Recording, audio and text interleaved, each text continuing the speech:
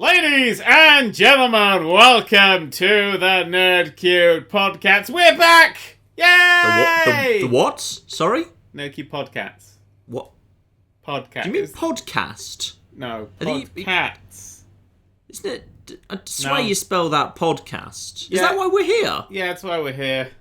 Huh. That's why I roped you in. I know it's been a long time, Yeah. but it's here and it's back. I took some time off. I went on a 1 month-long bender to celebrate Trump.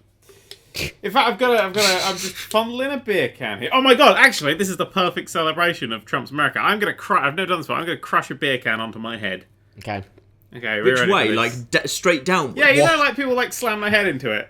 Yeah, you're going to do a Stone Cold Steve Austin. As in you're going to headbutt it? Yeah, but you Yeah. realise, like, you're just going to get Fanta all over your hair. I mean, beer. Sorry. I just drunk it all. Yeah, but in the pre-show. Yeah, but there's going to be some of the can. There's going to be a little bit of residue in the can. What if you cut your head on the rim? There's the various reasons this actually isn't a good idea, no matter what films have told you. Trump's America, baby!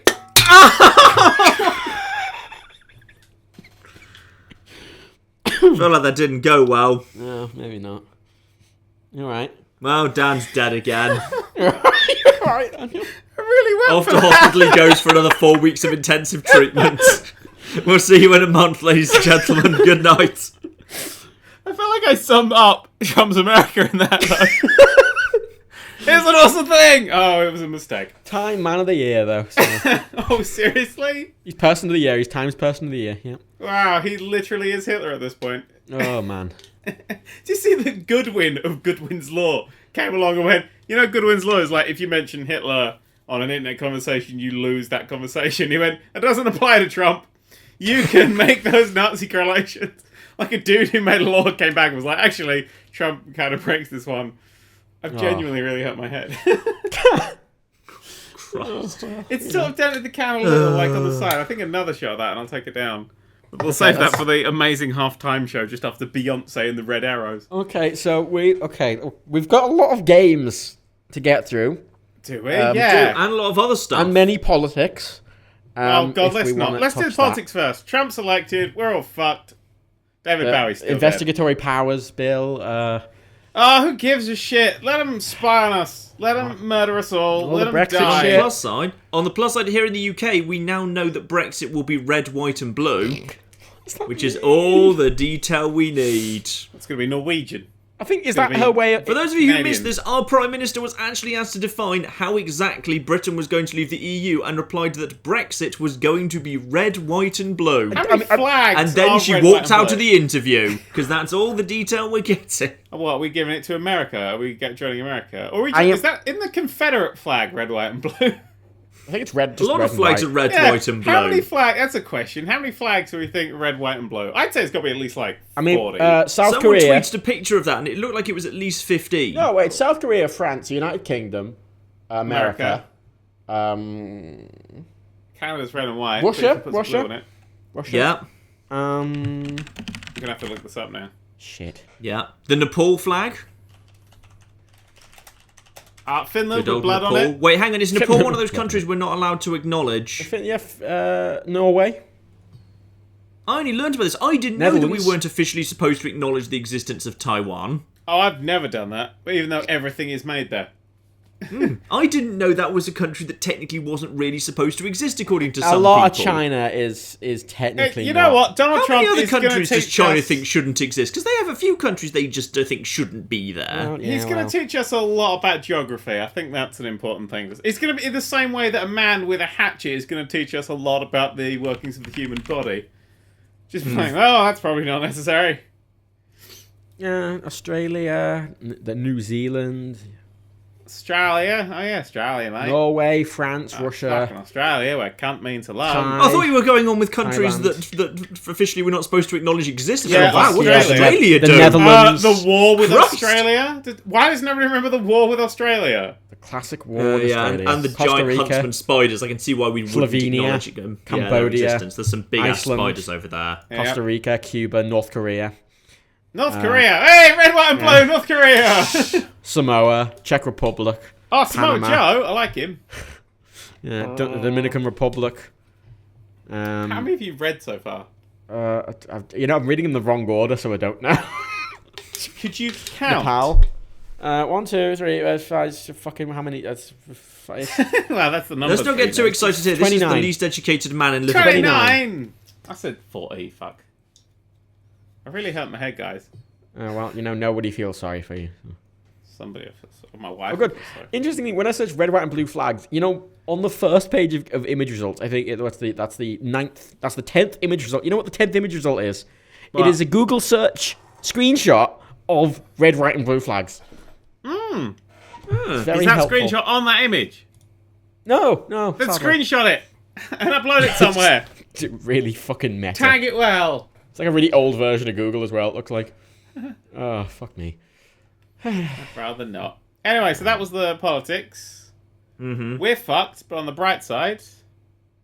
On the bright side, we are dancing. Oh, Yeah. like, what, with YouTube? We're all dancing, YouTube all all reruns? of us. I've not watched it because I hate YouTubers. I like the obscure dark people that use YouTube as a tool. I don't like the tools that use YouTube. Who is it? very KSI's in different. it. Oh, and he's with Emma Blackery. And Emma. Emma, no. Emma. Emma. Emma, no. Yeah, Emma's already way beyond YouTube though, because she's already done her own fucking. Yeah, I want to point out she is in it for about 2 seconds in the background.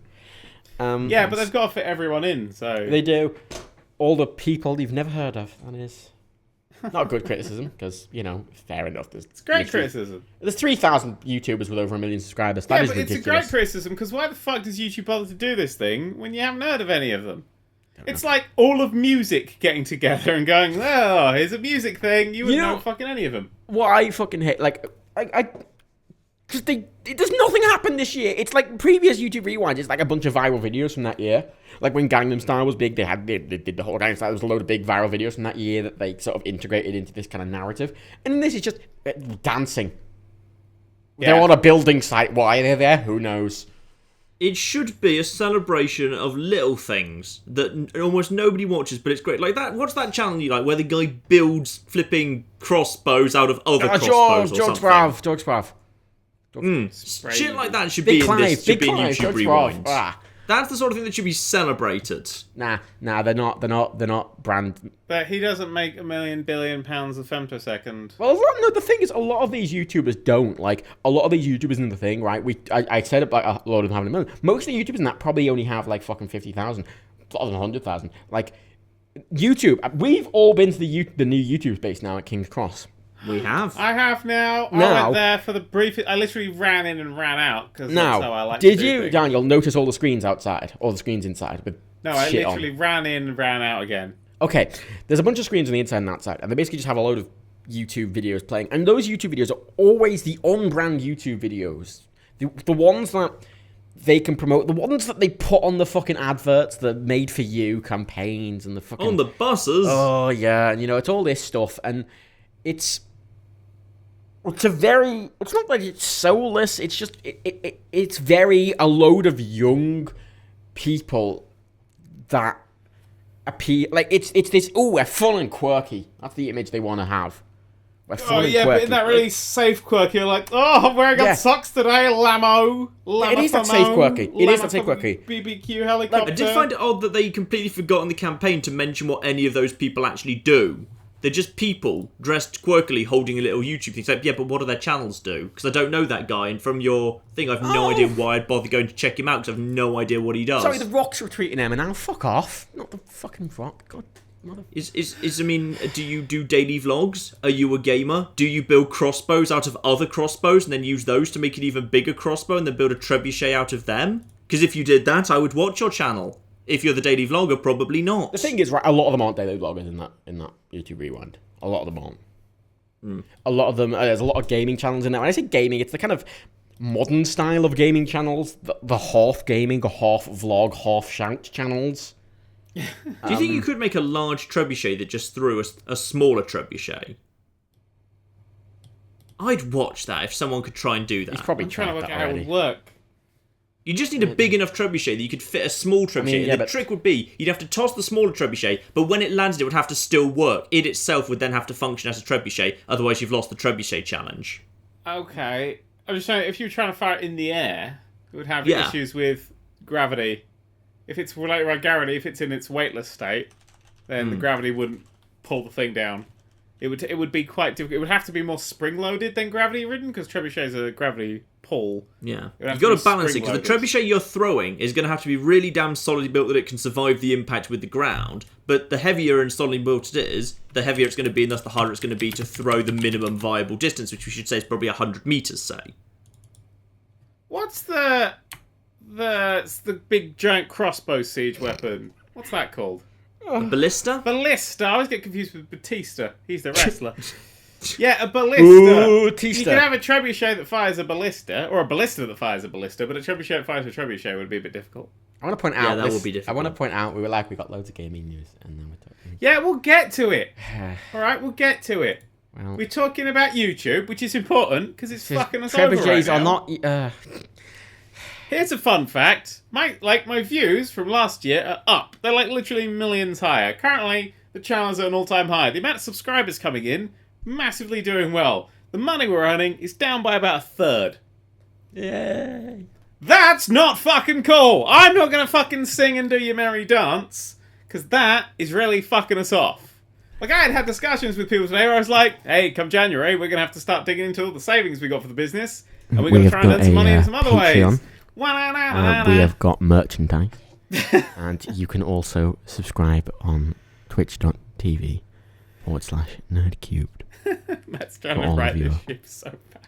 For all of your twitching. Ivan et Nioj. You can also attach your money to a brick and throw it into my window. Matt's face. Thank you. So, yeah, it's... I have a very brick throwable face. We have a 60%. We have an average 60% income drop off in January. So, basically, YouTube can go fuck itself at the moment. They've changed the algorithm, and now all my traffic sources are wildly different to the point where I don't recognize how this is working anymore.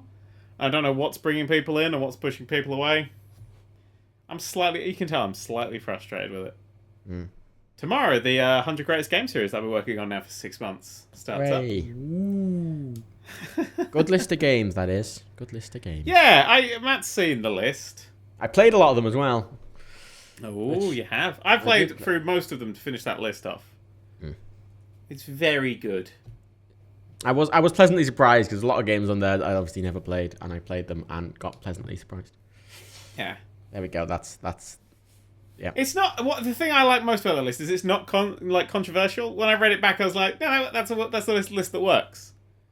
And there's like one or two bits that are people going to go but they're like once you get beyond the top, but the top half is absolutely fine. There's a few things at the bottom I'm going to be twigging around. That is okay. Fair enough. Yeah, I think it's a good list. It starts tomorrow. It's yesterday if you're watching the upload of this, or 2 days ago if you're watching the upload of this a day late, etc. Oh, or at some point in the past. I thought this would be a really good idea because I was like, hey, we're making games. This would be great if I can get a series out loads of people watch. It's just in the really high CPM. I like that. Your original idea was I need a thing that I can make quickly to fill the gap. Yeah. I remember when you said that. That was the plan. I was like, sure thing to make the gap, but now I'm like, I push it back. And then I was like, if I push it back and do a super good job of it, more people are going to watch it. Don't know why I think that. It's been fucking 6 years of YouTube and I haven't dropped Remember the heist, Sam. You remember the heist. We were all there for the heist. We know. Yeah. Okay. Good. But people do like lists, though. So. People do lists all the fucking time. These are quite nice. I've done I played with a lot. I've got 4, 5 now different versions of the opening. The first episode, which is 20 minutes long, has 5 different fully edited, completely edited in different ways versions before I was happy with one. And each time I was re-recording the audio to try and go with different tones and stuff. So, because before, originally it was like really like super serial. And it was all like, whoa, down the line. And now it's a lot lighter. And it works a lot better and it flows a lot faster. And getting the editing right, it was difficult. It was very difficult, but it came out really nicely. And I watch it back, I'm like, fuck yeah. Because what I do is I have a little bit of the number and a drum roll, and then it cuts off. The drum roll cuts off with a ta-da, and you're like, well, what's going to happen? And then I have a bit of the music come through the game first, so your brain goes, oh, what the fuck's this from? And then it tells you. And I just really, I know what all these games are, and I still fucking love how that came out. Nice transitions. Yeah, actually, I put time and effort into a thing. I would like to point out. To give it 3 years. Would like to point out, with no spoilers, I disagree with Dan's number one choice. So. I knew you would. A lot of people will probably, but it's what I really like about my number one choice is it wasn't what I thought would be number one. Because I came up with my criteria first, and I was like, when I got a solid criteria, I'll then start matching everything, and it came to the top of my criteria, and I was like, oh shit, I guess that's my favourite game. And then I thought about it, I was like, oh shit, that's right. Yeah. You just never think you sit down and ask yourself, what's your favourite game? Joe, what's your favourite game? Anytime. Fallout New Vegas. Yeah, same. Fucking know it. Then Rome Total War, then Skies of Arcadia. 3 games, not on my list. Yeah, What? Well, there we go. I have Fallout New Vegas, then San Andreas, and then Mirror's Edge. Ooh, one of those games on my list. Or possibly 2. Definitely not 3. I haven't played them. I'm not putting games on that list that I haven't fucking played. Yeah, no, yeah, barely touched New Vegas, that is fair. Like, it's just, it's not a thing. But that's, yeah, whatever. Who gives a shit? We got... I like all people's guesses for the top game. Yeah, you won't get it. And that's quite a weird thing to say, because I didn't. Yeah, I didn't either. Spent a lot of time trying to guess, and then, no. Yeah, when I came up with it, I was like, this goes here. What about this? Oh, this beats this? What the fuck? It's pretty good. Yeah, that's stuff. I like people no one's mentioned it. No one's even got close. Anyway. So, politics is shit, and YouTube is shit. And in some vaguely gamey related news, this isn't really news so much as something that just kind of... Sorry, it kind of vaguely came up this week. Before you said that, you policy YouTube shit, and someone on Twitter just mentioned me, oh, the subreddit's being a bit shit today. I was like, oh... Subreddit's being a bit shit, apparently. They're patting themselves on the back quite a lot as Jim Sterling drew my attention to fairly recently, yes, this whole thing that, 38% of all games on Steam came out this year. Yep. The ridiculous mega flow of games onto Steam just keeps accelerating. And I've not played many of them, and it's been a good year for games for me. Because I've just stopped playing all the shit. Interestingly, isn't it? I've been quite surprised this year where most of the big AAA releases have actually been pretty good.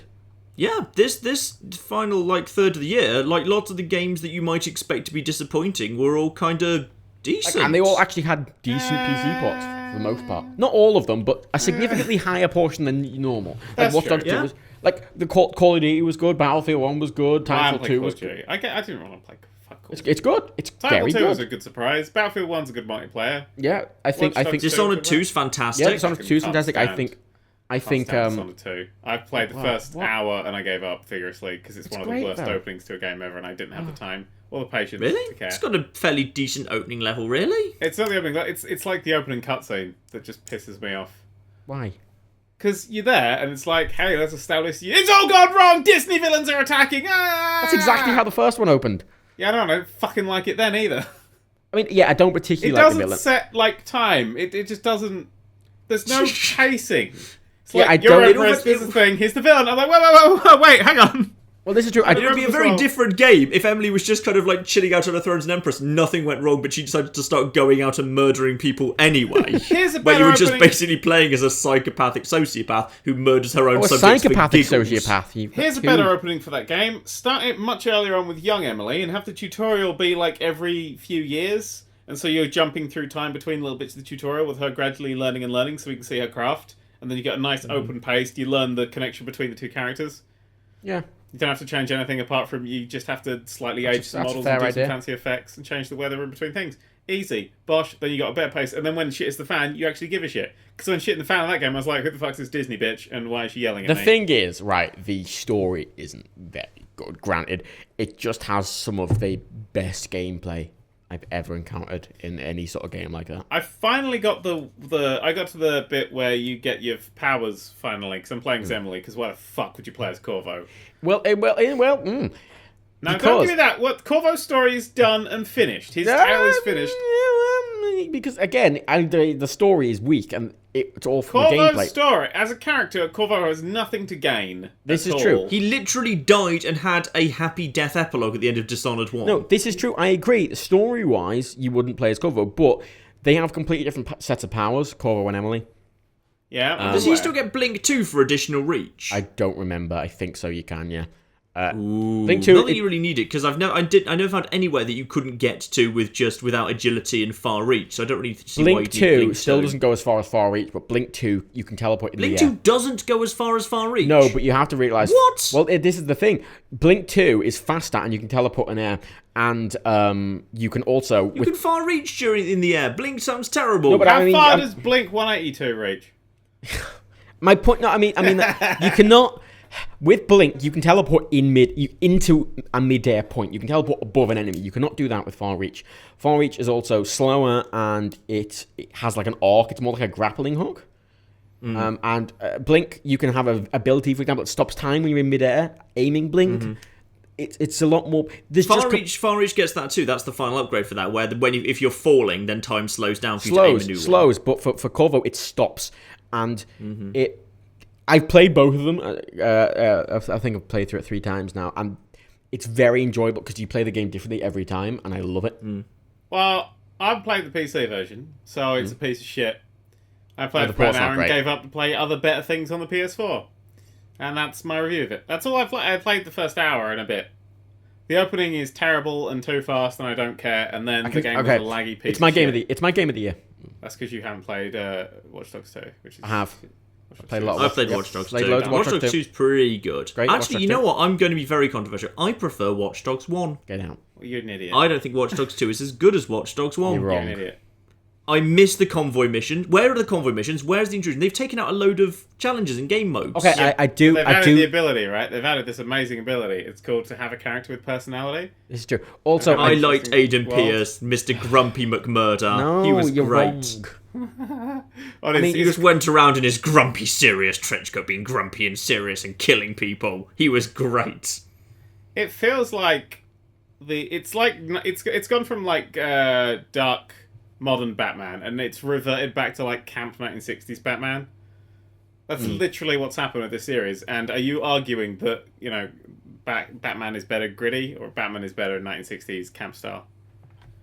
Shark repellent bat spray, or the Joker just stabbing people? Which is I think better? both are excellent What in I'm their own arguing way. is, I really like it when a video game's character begins the game by saying, I've got a problem. I think I'm going to go and murder my way until my problem is done. I'm going to murder my problem till it's solved. That's a bad solution. And goes out and unashamedly starts murdering everyone in his path until he's not done. responsible. And Aidan Pierce unashamedly goes out and says, I'm just going to murder my way through everyone. And he does. Job done. very Too many video irresponsible. games characters pretend they're not going to do that. Yeah, but in Watch Dogs 2, I've not killed a single person yet. Not a Yeah, single exactly. person But that's died. that's because Watch Dogs 2, where it's all suddenly there's a big focus on doing things non-lethally. In Watch Dogs 1, Agent Pierce was just like, murder everyone. I murder Yeah, everyone. But he was an idiot.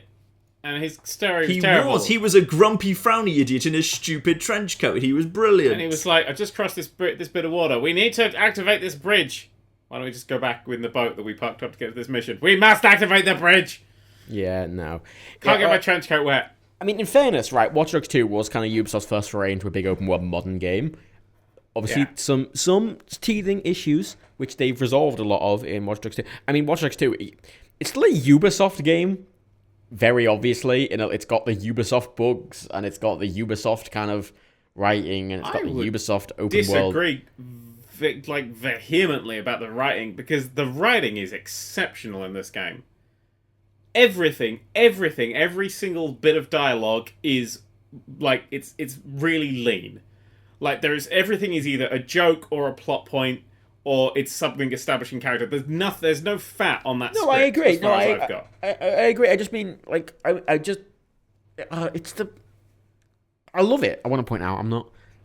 It is just very much a game where a lot of side. It's just a lot of things. They give you loads of things. It's very Ubisoft, isn't it? They just give you loads of things to do. And like what? they just go, here's a bunch of things. Just give you there's like 10 side missions. The things are all coherent. It's not like I'm not do tower defense. No, and you I'm get not money to do complaining the about things them. to I want to do point with- out. The I'm main not currency complaining. of the game is followers. Everything builds on your followers. Okay, And but all on the that, if you're side not going to quests complain about this, Matt, I'm going to complain about this. Replacing XP with followers is bullshit because it stops making any sense. Because if you decide to act as an Uber driver and take someone to the hospital, then you get 20,000 followers. Whereas if you leak a video of someone who's a hated figure being humiliated on a live stream, you get 27,000 followers. and that doesn't make any sense. Yeah, the main important one should be way lower. The other one will clearly go viral. It was clearly granted, YouTube I actually- dropped off. How exactly do you gain 10,000 followers on Twitter for being a competent Uber driver? Because the How? person was a fantastic YouTuber who then like vlogged about it afterwards. And then they get a thing because everyone's a driver. I mean, the Uber ones that I've been playing, or Driver San Francisco as it's called, rather wonderfully. Yes, Yeah, indeed. that's- yeah. Is I like the one where you have to do a stunt driving for some person.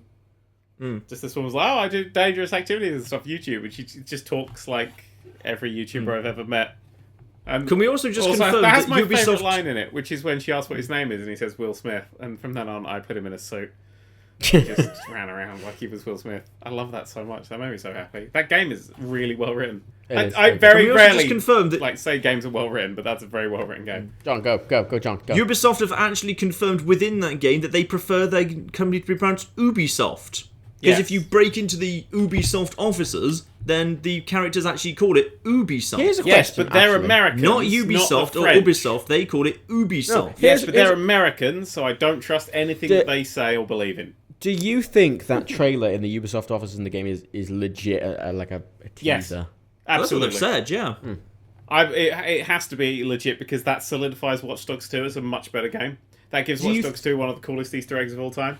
Do you think I that... found that mission really early on, and I had Yeah. no idea what was going on. I was like, because when they mentioned the 3 games that leaked, which was Revelation, Syndicate, and Osiris, I was like, whoa, what's that? And I thought that was like the little thing.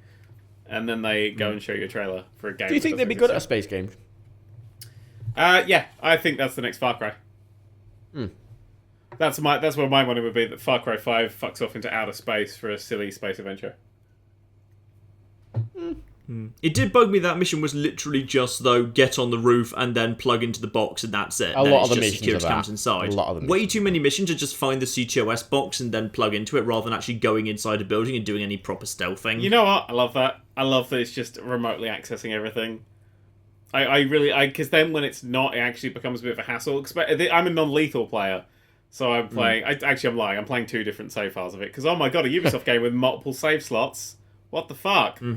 That's true, yeah. It's amazing. So I've got a completely lethal everybody that I see dies, but mostly via gangsters that I call up save file, and a nobody dies, everybody lives save file. I'm progressing That super power is, by the way, just straight up broken because you can just hang around outside any dangerous area and just keep calling in the police or gangsters over and over, and eventually you will just kill everyone without any risk to I'd like to yourself. point out By broken, don't you mean amazing? my solution. It's fun, but it is just like it's one of those things that does break the game if you just use it. I love that. I don't think it breaks the game. I think it kind of is what it is. You have to take time to unlock it and stuff. But then, I mean, you measure it against your conscience, and I genuinely care about the character. Genuinely, I care about the character stuff, and that becomes a point of this is actually going to take an effect on him and make him go weird. Because you can play him as Trevor, or you can play him as fucking Solid Snake doing Big Boss Run. You know, I do kind of like how he's written as a proper nerd, like a not kind of stereotypical. Yeah. Like he's written as just someone like the move like there's that mission where it's like the new trailer for the movie's out and he just gets really He gets really excited pumped about for it. and then they watch it and they get super. I love that. I love that. Yeah. Right at the start of the game, some guy comes up to him and like holds his phone for a little bit too long, so he throws it in the river. Like that would be the big twist at the end of the most games. Like, oh, that guy touched your phone was a baddie, and then he was like, that guy's probably dodgy. I'm just gonna get a new phone. I like that. That's smart. That car mission in that trailer bugged me though. Just because like the car was beautiful, then you stole the car, and the car was beautiful, then they give it the paint job and make it look stupid. And the car was beautiful before they ruined it. But they make it like they're advertising DedSec, man. You don't know what it's like. I haven't finished it yet. I'm looking forward to finishing it. I've just got to Burning Man. Mission set in Burning Man, which I quite like. I've been doing so many side missions. I was just going around fucking taking pictures. Literally all I'm doing as well. Like because the way I was playing it is I'm doing a quadcopter sort of like my tactic is I run them over with their own cars. Like I love these emergent playstyles that come from the mechanics, by the way. Like you can run it any way you want. I do. I go above in a quadcopter and they're in a parking lot and they're just in front of a car. It's like, well, you're getting run over, and I just get the car to drive over them. And then anyone who isn't near a trap, I drop bombs on them from my quadcopter and blow them up. Have you seen how dogs work yet? I don't like that. They work like Syndicate. if people who are walking dogs in the game, if you get them arrested by the police, the dog will latch onto the nearest person, and that can include you. But it can also be another NPC. So you can actually go and get yourself a dog, and then you can just do that to dog owners and just gather an army of dogs around you. That is the best thing. They chase the drones. Dogs chase the little drones that you put down, like the car ones. The problem is, if there's an NPC and you nearby, they often latch onto the NPC, not you. But then you just have to get that NPC arrested, and eventually you'll run out of NPCs in an area, and the dog will decide to follow you, and then you can just get dogs to follow you around. To know that. That's amazing. That's good. But the problem is, sadly, there's no behaviour to force them to jump into a car, because even if you bring an open-top car over, the dog will not jump in. The moment you get in a car, the dog just goes back to neutral status and goes and finds an NPC to follow. DLC. Who are very kind to just adopting a dog. NPCs will just adopt dogs like nothing. It's called Watch Dogs, not Transport Dogs. You know this. You know this to be true. I was super happy when I found the area where they always spawn naked people, because there's something hilarious about watching a naked guy running across a park with the police. Did you see the picture I put on Twitter? Oh my god, what's the picture you put on Twitter? Were you banned from PlayStation Network for it? No, right. Because there's someone who was clearly meant to have a dick, and instead they just had this... Yeah, no, I'm very aware. I've fully inspected all of the NPC models. With I'm going to try and find this. I'm going to try and find there this. There is a spawn point. Hang on, I'll actually put he's a got, fucking map. It's in the sort of like gay district, isn't it? Sort of like the... Hang on, let's just go through Matt's photos here. I do it. I've got a lot of screenshots. Matt's penis, Matt's penis, Matt's penis, Matt's penis. A lot of pop ones. If I just search for Matt penis on Google, will I find it? The fucking Probably. Thomas. Fuck you, Dan. There it is. It's the one, the sensitive content one. Yeah, basically, instead of a penis, he just has this sort of like bulge. It's like a Ken doll, but he's real. It's because they can't mold a knob. This is fascinating. Because it's just disgusting. If you search for... No, this is genuinely fascinating. If you search for Matt penis on Google, it's just photos of Matt Damon. Over and over and over again. Why would... Whoa, what is this? I put it in the Twitch chat, John, if you want. Oh, that's even better. This is... Yeah. Why is it just Matt Damon when you search for Matt penis? Everyone stopped typing after I put that in the chat. Just having a good old stare at some NPC dick. It's not even dick, though. I like... Well, dick nub, whatever it is. There's something... To me, naked people are funny. And it's endless slapstick. And watching... Because I call the police. So the police will turn up. And as the police pull up, I call a gangster hit on the police. And then literally just start gang wars. I love that you can just start gang wars. Like, you can sit in a place in Watch Dogs 2. Just sit on a roof, right? Call a gang in on a guy. Call a different gang on a different guy. Wait, and then call a gang in on both of those. And literally, just a massive fucking firefight will erupt on the street. And then the police will turn up, and they'll start fighting. And you just keep throwing gang after gang after gang after gang. It is amazing. It's truly amazing. It's a very good game. I love the setting as well. It's just fun. It's bright and fun. The whole game, it doesn't take itself seriously at all. It reminds me a lot more of GTA than any of other Ubisoft things. It reminds me. True, I'm going to be honest. It reminds me of PS2 GTAs. Yeah. It's got that like total anarchy sense, like where like 5 and 4. 4 is very grounded. 5 is a bit more up in the air, but it's got that sort of complete just fuck with people kind of feel to it. Almost Saints Row-ish in some ways. It is. No, I've said that because it has like, I'm assuming it's going to get some more serious like story beats in it. If they do pull those off properly, it's going to be really close to Saints Row 2 in its like wackiness to everything else. Because it's silly. I mean, you've got a drone that flies over and does all the work, and I love that everything's just puzzles.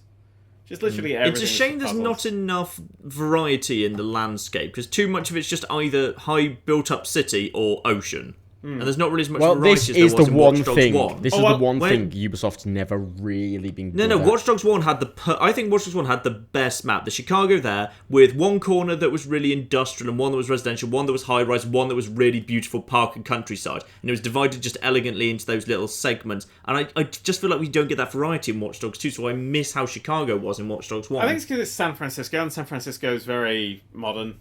And there's very little else to go, really, with it. I do like the big bit of water in the middle, so you can look across the water and see more like terrain stuff, and you can go over there. I really like that. It's a bit of wasted space, though. It is, but they needed the bridges, didn't they? Like that is. Yeah, I feel like it's I feel like I like that. No, I like that. I've decided there. I like that. That is a beautiful. just having that view is very nice. Climbing up somewhere really high is just a really nice thing. Oh, the fucking thing to me, because, you start at, like, the fucking boat bit at the top, right? First of all, I was so surprised that after I did the little short tutorial, when you get in, everything's unlocked already. It's not... It's just all the clothes shops are there. You can fast travel around. There's no... Yep. You just what's the point? But it's almost weird that you can fast travel to everywhere, even places you haven't been yet. I like that, because one of my biggest complaints about GTA 5 is, because there have been a couple of times where I've reinstalled it and my save file's gone, and you can't join online if you haven't... And it's just... Yeah. It's great the first time you play it, but you realise it's just limiting you arbitrarily, really. Yeah, I mean, they do still encourage exploration, because the research points and the hidden keys and stuff are all hidden away, and you have to drive past them or be exploring the map to find them, and then they appear on your map. So they do. The map is free and open for you. But if you explore, you're going to get more out of it. Actually, I think you can actually just go into the power-up menu, and then, like, if you look at a particular you can mark it, you can then just click Y, and it will take you to where on the map that will be. It takes you to the place that it says. If you haven't actually gone past it and found it, because I've actually checked this. Yeah, you have to look around, yeah. You have to look in that area. It just gives you a rough area. It says it's over here somewhere. Okay. That's a good compromise. Like, but when I started the game, I went and got on a boat. And I got on a sailboat. The second I got on a sailboat and realised that it actually was wind powered, and you had to do the wind, and I knew it was a good quality game, because they bothered to put such a pointless feature in. Yep. That it's just fun. That shows care, really. Ubisoft are actually coming up again, I think. I mean, Rainbow Six Siege, I've spoken a lot about Rainbow Six Siege being good, but they've said about the Rainbow Six Siege's DLC practice working very well. And that they want to do that in more games. And I'm totally for that, because Rainbow Six is all just cosmetic DLC. All of it's just cosmetic DLC. So there's no pay to win or anything like that. And they're not like stopping content from you, because you can access all the cosmetic stuff within game stuff, and it doesn't actually take that long to get it either. Yeah. And that's I think a fair compromise. And I put a lot of money into that game to support that DLC model and support the game. And yeah, well, you vote with your wallet, and it's worked, and I'm glad that Ubisoft aren't being the shitheads they were anymore. Well, at least a bit less. I mean, we're still blacklisted from them, so, Yeah, well, while we're praising Ubisoft, all their VR stuff is cross-platform, so there's a wider pool of players. Yeah, but their VR stuff is shit, isn't it? Well, aside from Star Trek VR? Aside from that. Yeah, Star Trek VR looks like it's going to be good. The bird one, though, that's shit. Oh, who gives a shit about that? Star Trek VR, mate. They've literally just released Werewolf VR, and that's just an excuse to play Werewolf. Okay. But, right here, it's Star Trek VR. We could talk about Star Trek VR for a bit. I like Star Trek. I'm in the Star Trek, then at the moment. I watched Star Trek Beyond, which is a nightmare of hell. Which made me watch all the first 7 Star Trek movies. Of which, 5 are good? 4 are good? Yep. I'd never watched the first 6. I'd never watched the original series ones. Because I always said to myself, I want to actually watch the original series before I watch the movies for context, but I hate the original series so much. I don't like the original series, but the original series movies are very good. Yeah, no, they're excellent, aside from the one that Shatner wrote and directed, because he's a shit writer and director. Is it the one where he battles against God? Oh, I think so. It's the one where he sings Row, Row, Row Your Boat a lot. I think that's the one where they battle God. I forgot most of it. It's very Shatner, isn't it? She's going to assume that's the one he wrote. The one where Kirk fights God, yeah, that'll be the one that Shatner wrote. And I hate all the TNG movies, because... I kind of see... I have a weakness for Generations. I have a fondness for First Contact. Oh, First Contact's an amazing film as well. First Contact's fun. First Contact's dark as fuck. I like that, because First Contact is the reason that in one episode of Deep Space Nine they suddenly change all their costumes. It's because in First Contact they were like, hey, we're making a dark film, let's change the costumes and the outfits to be darker. And then which made sense for DS9 as well. Worked for DS9. Yeah, it works for DS9 as a lot. But that's why they changed costumes in DS9, because that film wanted to be darker, so they switched costumes. And Voyager didn't have to, because they're in the Delta Quadrant. Because they're fucking miles away. But I don't know, the problem with the Final Four ones to me was it's not that they were bad films necessarily, it's that they represented what the next generation wasn't. I like when you said the Final Four, I thought you meant the 3 new ones and Nemesis. I was totally behind you for a second. No, it's like Picard is different in them. He's not the mediator, the wise mediator. He's a fucking action hero, and I would say he's really not in First Contact. And to be perfectly honest, Picard's kind of an action hero in Next Generation. I mean, he has some episodes, like the one with that death beam gradually going across the Enterprise, and he has to fucking die hard his way to the very end of the thing. But he's not necessarily an action hero. He's doing his sort of die hard, and that was great because it was him using his tactics and his cleverness to get out of situations. You know, he sort of talked his way out of the situation. It's just, I don't know. They always rubbed me the wrong way a bit because I just don't think it works as well as a movie. Star Trek does not work as well as a movie, at least the Next Generation. I don't think works as well as movies. And that always rubbed me the wrong way, and that's fine. But that's why the new movies I actually kind of like a bit because they kind of because they take out all the fun. Right. Okay. Life, the original series movies, right? Brains. They did what sort of. They were a bit more Next Generation-y, and they were a bit more wise. They were older. It was a bit more, they were looking at themselves. It was a bit, it wasn't just action. The Next Generation went a bit action. But the new ones, they're doing action stuff, and I don't really like action stuff. I think they're fine sci-fi films if you ignore the fact God, shut the fuck up. Stop talking. Like, they're terrible No, they are awful Star Trek films. No, they're terrible sci-fi as well as awful things. They're okay sci-fi action. No, they're terrible sci-fi. They do not pay attention to themselves. No, they especially don't pay attention to Star Trek. No, continuity's gone. They don't give a shit about Star Trek. I get really annoyed at them, but they have occasionally a nice looking scene. The one where they're surfing with Beastie Boys playing is quite enjoyable. Oh, I didn't watch that because I literally had walked out the room going, "Oh my god, I have to leave for this bit." But again, it's frustrating. And I was sat there watching it in the cinema going, "Oh god, that's not an NX class. Why? But that came before." Because technically, they have to. They have to accept the Archer canon, even though they. Yeah, that's technically. But apparently, they're not accepting the Archer canon. They've said they're not accepting the Archer canon. They're just rewriting the universe. I'm sat there going, "Oh." Yeah, but J.J. Abrams, right? J.J. Abrams says that he didn't like Star Trek as a kid. He said, "I know, but this Beyond though was directed by the guy who directed Fast and Furious 4, 5, and 6. Yeah, it's one of the worst directed films I've ever seen in my entire life. The 27-mile-long runway in Fast and 6. Literally, right. Star Trek Beyond has scenes where shit happens to characters, like a dividing door will come down suddenly, right? And he's not established where everyone's standing, which side the door was on. And I'm like, okay, so you're that side and this person's this side. Great. Which side are you on? Which side's the danger on? Which side's the baddie on? You've actually explained none of this to me. And that happens 3 times in the fucking film. There is so much terrible direction. It's barely directed. It's just sort of shot. It's like Suicide Squad to me in a lot of ways, because obviously Star Trek and sort of Batman are 2 franchises I very much like and I care a lot about, and Suicide Squad and the new Star Trek movies do everything that I liked about. They do everything I didn't like about those. But you know what I mean? Like, they do the things that franchises didn't do. Yeah. I can't word my words right. You get my point though, and. I liked them for the theme, and I'm sat there going, okay, right, and the action is like, if you take your brain out and sit there and it's like, okay, the action's sort of okay, I guess, maybe. See, I never accept that as an excuse. When people I don't think it's a good excuse. I think take it's a your shit brain out excuse. before you go in. No. If you took your brain out, eating paste would be entertaining. No, it's a shit excuse, I know, I agree. Or watching the Kardashians or something like that. But sometimes, sometimes just mindless action is just fun to watch occasionally. But if it's directed well, you can have mindless action that's also smart, and smart action is better than mindless action. I'd much rather watch John Wick than Transformers. I agree. John Wick's better than Transformers, but I still think it's just like eating fucking really cheap crisps. When I see it, I was like, it just.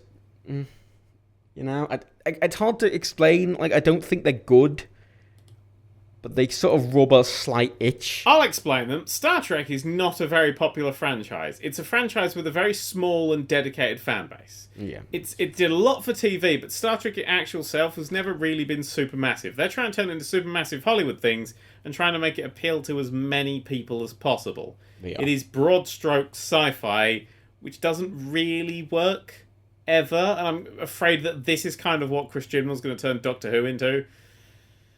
May rest in peace. I've just realised that's why I fucking didn't mind them as much. Because I hadn't watched the original series movie because I had no context for Kirk. Yeah. Or the rest of the characters. And now I know the original versions of those characters, and I know them well, and I know how they'd act. And I'm thinking about it, since I never had context for Kirk or McCoy or whatever, now I do, and I'm going, they're terrible versions of that. Yeah. See, for the reboot films, the first one was actually pretty okay. Plot was terrible. The characters were kind of all over the place. I really fucking hate what they've done to Uhura. She's a love interest for Spock. That's literally her entire character. The one compliment we can all agree on, it has an incredible main score. Yeah, it does. But that's incredible main score. It's the one thing. And he's amazing. That is just the... Very aware. It hasn't changed very much in the 3 films, but I'm very aware. But then, yeah, so they got lovely score. That was a good fit. I was like, hey, it looks kind of a bit too bright and it's overly bloomy and there's a lot of lens flares and shit. But, you know, it's interesting. They did an interesting thing with it. I'm looking forward to see where they take these characters. Star Trek Into Darkness took all the characters backwards, vigorously, heavily, into that pissing Khan thing, which made no sense. It was a homage to an episode and a film, and they didn't know there was an episode, and they hadn't watched the film. Yeah. It was piss poor. They cured death. They have teleporters that go between planets, so they basically defeat the idea of having a star fleet. That film damages the entire canon vigorously. Awful. The Khan reveal makes no sense to people who have never heard of Khan, and people who have heard of Khan, it makes no sense because Khan was pissed off at Kirk, you know, because he'd met him before. All the swapping and having people die, no, it was all the wrong way round, and it didn't make sense. I mean, because Kirk did the whole no, because he wanted to trick Khan and make Khan think that he's won. That was his plan. And they tie that in really nicely to the thing. It's horrible. And then fucking Star Trek Beyond starts with literally almost a word-for-word redo of a Wrath of Khan scene. Because they keep milking that one, because that was the one that fans fucking liked. And he's there like, oh, space travel's just so episodic. I'm going to go get a desk job, which will be much more fun. Didn't quite understand his thing. I like the idea of maybe exploring that it wasn't super into space. I was like, oh, that's an interesting thing. And then everything started exploding, and who cares? Why do they even bother trying to appeal to the Star Trek fans? They don't. They literally don't even bother. They clearly do slightly. Like they have a couple of nods in there. I don't even know why they bother putting the nods in at all. Like, oh, Zindies! All right, let's carry on. They go, Zindies! Okay, we're going to convert this mana teleporter into a people teleporter with a small fix. This thing that's now 150 years, 250 years out of whack. Oh, that pissed me off. We'll just magic it. Oh, okay, then. Because if you're into it and you know how the systems work and you know the lore of the science, and it's just, oh, God. Oh, yeah. Simon Pegg, you're better than this. Yeah, I mean, Simon Pegg falls off a cliff, grabs on the edge of the cliff, holding on, drama scene, literal cliffhanger. Next time we see Simon Pegg, he's not hanging on the cliff anymore. John, the film up. John, have you not watched Star Trek? What? Have you not watched the TV shows, John? I watched a lot of Next Generation. I really like Next Generation. Next Generation. Then no, and continues no for as many series as there are. John. Then I watched plenty of the old films. Then I watched the first of the new films. Then I never bothered watching the next two. That's a good plan. You know, Scott Manley brought up a good point when I was complaining about the new film. Uh-huh. In that, this new film, for example, his kids wanted to see it, and he took them to see it, and they really enjoyed it, and it's made them want to get into Star Trek properly. Uh-huh. And they've started watching Next Generation. And I think for some people who aren't into it, it's might be a good way to go. Hey, this is kind of shit, but if you're even mildly interested in what they should be like, come see. I disagree. They're so different. Like, imagine Star I know Trek they're different. Beyond I agree. The Measure of a Man. I agree, but I agree completely. It's it might be nice to get more people interacted with proper Star Trek, and I know it's not a great way to do it, but side effect. Star Trek Beyond does that thing that a lot of Hollywood movies do, where they set up a drama and then just immediately resolve it. It like literally everything. It's like, here's a thing. Oh, what if we do this? Oh, that worked. Here's a thing. Oh, what if we do this? Like in Wrath of Khan, like they have a whole scene in Wrath of Khan that is super tense because you know that Kirk's going towards a ship that's manned by Khan, who's like his nemesis, and he fucking hates him, and you know that's happening, and it's just a slow. Oh, that's a bit weird. So Kirk's like, oh, that's a bit weird, and then the woman's like, should we put the shields over? He's like, well, I'm Kirk. I'm better than that. Then he gets his ass handed to him. And people die because of his fucking thing. And so much happens, and so much character development happens in a scene that is like 3 lasers being fired, that will outweigh any billions of explosions with the Beastie Boys, which makes no sense. That whole scene makes no sense at all. It's what we're going to broadcast. What we're broadcasting into space? Waves. Oh, good luck. That'll go well. I loved Kirk in the originals, like fucking like going, I've never faced death like this. But that was fucking great. Yeah, because he actually has a character. But Like, this that was young actually Kirk, proper. I mean, they're what, 2-3 years off where Kirk starts in the original series? Ish, I think. So he's still younger than the Kirk that's there, and he's gone through Khan and all that sort of thing. I mean, fucking Into Darkness had a scene where fucking old Spock has to come along and go, right, we faced Khan and he was vicious, because the film had done such a terrible job of setting him up, they had to have someone else walk in from a different canon and go, oh, that guy, yeah, he was a dick. Why isn't he Mexican anymore? Many questions. Mm-hmm. Anyway, I like Star Trek. I wanted to talk about Star Trek Armada 3, which is a thing. It's a mod for Sins of a Solar Empire. It got literally, I was like, I want to play some Star Trek. Looked it up, and 13 hours earlier, they'd launched another big expansion patch thing for it. And I was super chuffed. If you like Star Trek, and you like Star Trek Armada, and you like, real-time strategies, then get it, because it's an absolute amazing, amazing, amazing mod. It's actually, I now play it more than Sins of a Solar Empire. And if you don't like Star Trek, then just get Sins of a Solar Empire, because that's amazing. But, like, the Borg in that are just vicious. You can't just beat them on 1-on-1. You actually have to team up with many teams or be super good and far away to give you enough time to do it. Because the Borg can, like, teleport everywhere.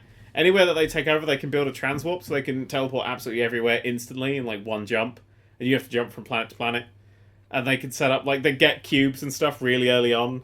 And now in that game, you can call in, like, famous things, which I really love. So if you've got this, if you research it, you can call in, if you're Federation, you can call in Janeway, the Defiant with a Cisco, and Picard with the Enterprise, which is nice. But the Borg can call in 7 of 9, the Queen, and Locutus. And Locutus just turns up in a Borg cube, and it's just amazing. The game, it's just such a good mod. It's a mod that's actually, it's literally, right, I'm going to say it's the best mod ever made. Yeah, I'll save some time. That's fair. It's just, I've never had a crash with it. It looks stunning. Everything is modeled to perfection. It's incredible. Can I talk about a Star Trek game I don't like? Sure. Is it Star Trek Online? Because I'll disagree Star with Trek you. Online. I like Star Trek Online. I fucking hate Star Trek Online. I love Star Trek Online. Do you know why I love Star Trek Online? Why? Because it's overly complicated. It's overly boring. It's got really, really well-written stories that you have to read. And for me, that just screams Star Trek. Also, it's got amazing sound work. Like having all the sounds in the background, I just love listening to all that stuff.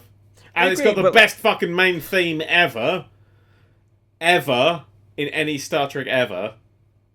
We'll play some of that during the interval, I think. I got right because I played through the tutorial. I played through the first 10 levels for the thing. And these levels, I was in a Miranda-class starship. I was something with the Klingons, something. And I just went against, like, fucking loads of D7 class cruisers and just killed them all. Yep.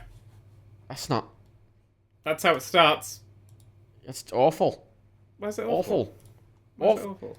Because Miranda class wouldn't be able to take on, wouldn't even be able to take one D7. You don't have a proper Miranda class, though. You've got the souped-up press release Miranda class, don't you? No, it's a normal Miranda class I had at the start. Because I made this. Oh wait, no, I've realised what mistake you're making. What year is this set in Star Trek canon? No idea. It's set way in the future. It's hundreds of years in the future from like Voyager. So all the technology of the Federation is super advanced. So it can do weird, silly things.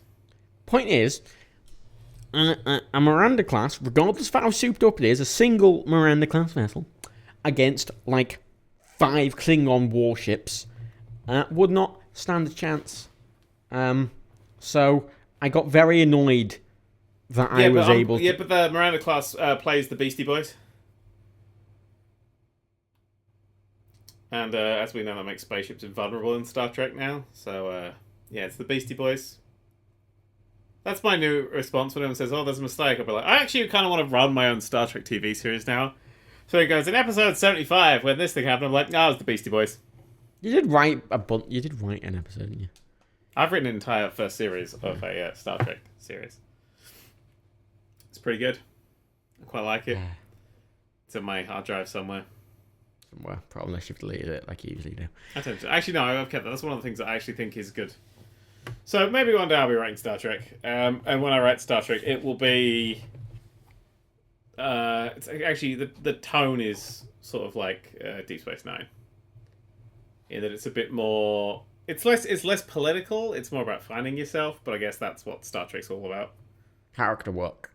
Oh, it's entirely character work. Like, It's built for low budget as well. Once you built the starship, then you're pretty much good to go. Are you concerned that Brian Fuller isn't involved anymore? Am I concerned that the only person currently writing the new Star Trek series is the guy who co-wrote Into Darkness? Yes, I am.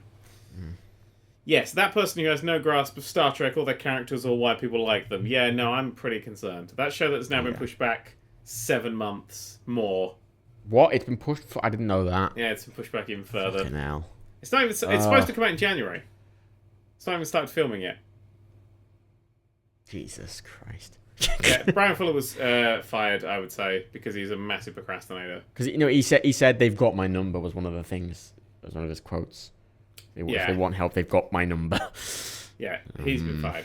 And on the topic of highly confusing things, Final Fantasy 15 came out. What's confusing about Final Fantasy 15? It's the gayest video game ever made. It's the most confusing video game ever made. I can't even say whether I like it or not because I don't understand what it is. It's a game about 4 gay people have no idea. who wandered into the desert to drive around a bit, smash some monsters in the face, and take photos of each other. Mm-hmm.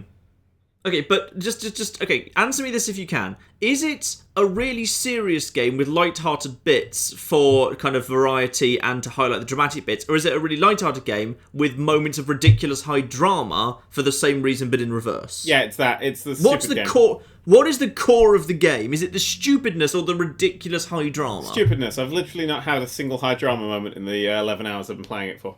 You literally begin with like a dramatic king dressed up as a proper fancy king on his throne saying, "The delegation shall proceed, the peace treaty must, Naboo will sign the peace treaty, or the Trade Federation will, they would not dare invade with their drone armies." And then his mysterious K-pop band Sun decide that they're going to go off into the desert in the world's shittest car or something. But like, that's just...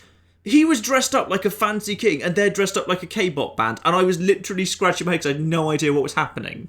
How these two things exist in the same universe. Because they just I don't understand the game. It's a universe where all the grown-ups are silly, grumpy, and then the children are all off being gay and in a boy band together. Mm-hmm. And then it puts you straight into combat where there's like 4 people, but it hasn't told you what any of their roles are. And as far as I can tell, there's no way to control them. So there's no way to put the tank up front and keep the light guy in the back or anything. Yeah, there is. It just doesn't seem to them. happen. You can tell them to do a move every now and then, and you give them better weapons. There's the dude that hits things. How do you move them? Because I played the entire tutorial. And it never said how do you move or position your companions. All I got was the little companion bar or something, and you can tell them to do one move. Yeah, that's it. That's what you need. They do a good job themselves. But the thing is that Gladiolus clearly has loads of HP and is supposed to be at the front tanking, and Prompto has like no hit points and stands at the back. But also, Prompto and Ignis both seem to be pretty flimsy and not have much hit points, but I didn't know what they were. Were they both support? The game never said what they were or what they were supposed to be doing. Well, but Prompto is the one who falls over a lot, so you pick him up, and that's why you're best friends in that special way. But what does he actually do that's useful? He takes photos, shoots people with his gun. Mostly the photos. And what's the difference between Prompto and Ignis? Because they both seem to fall over a lot but not do anything that useful. Okay. He doesn't have a camera. Ignis I get that he cooks dinner when you all go for your gay camping adventures, but like in the fighting... camping adventures. Yeah. That seems to be the focus of the game. It seems to be that you all go gay camping a lot. It is... Yeah. But isn't it a bit odd that in a game that during the combat they give you all 4 companions immediately and don't bother explaining what any of them do, as opposed to most normal games like Xenoblade Chronicles or Skies of Arcadia, where you start off with 1 or 2 people, then the new ones are slowly introduced with a big, "Hey, I'm so-and-so, and I specialise in healing, long range, support, magic, whatever," and then like you know what they do and you use them appropriately. No, because whereas I played this game for hours and hours and hours, and I have no idea what any of them were actually for. You don't use them like that. They're just doing their own thing. That's the point of it. But Prompto had so few hit points next to everyone else, he just fell over all the time, so he was just annoying. Yeah, he's the annoying one, but he also takes nice photos, so I like him, and he's my best friend in that special way. No, I don't know. I've been paying a lot of attention to Twitter, and I think Ignis is what they seem to be calling the best boy. No. That's possibly just because Amy tweeted a lot about this. Amy's very strange. Amy has been tweeting a lot about that. In fairness, she does work for Square Enix. So. Disclosure there.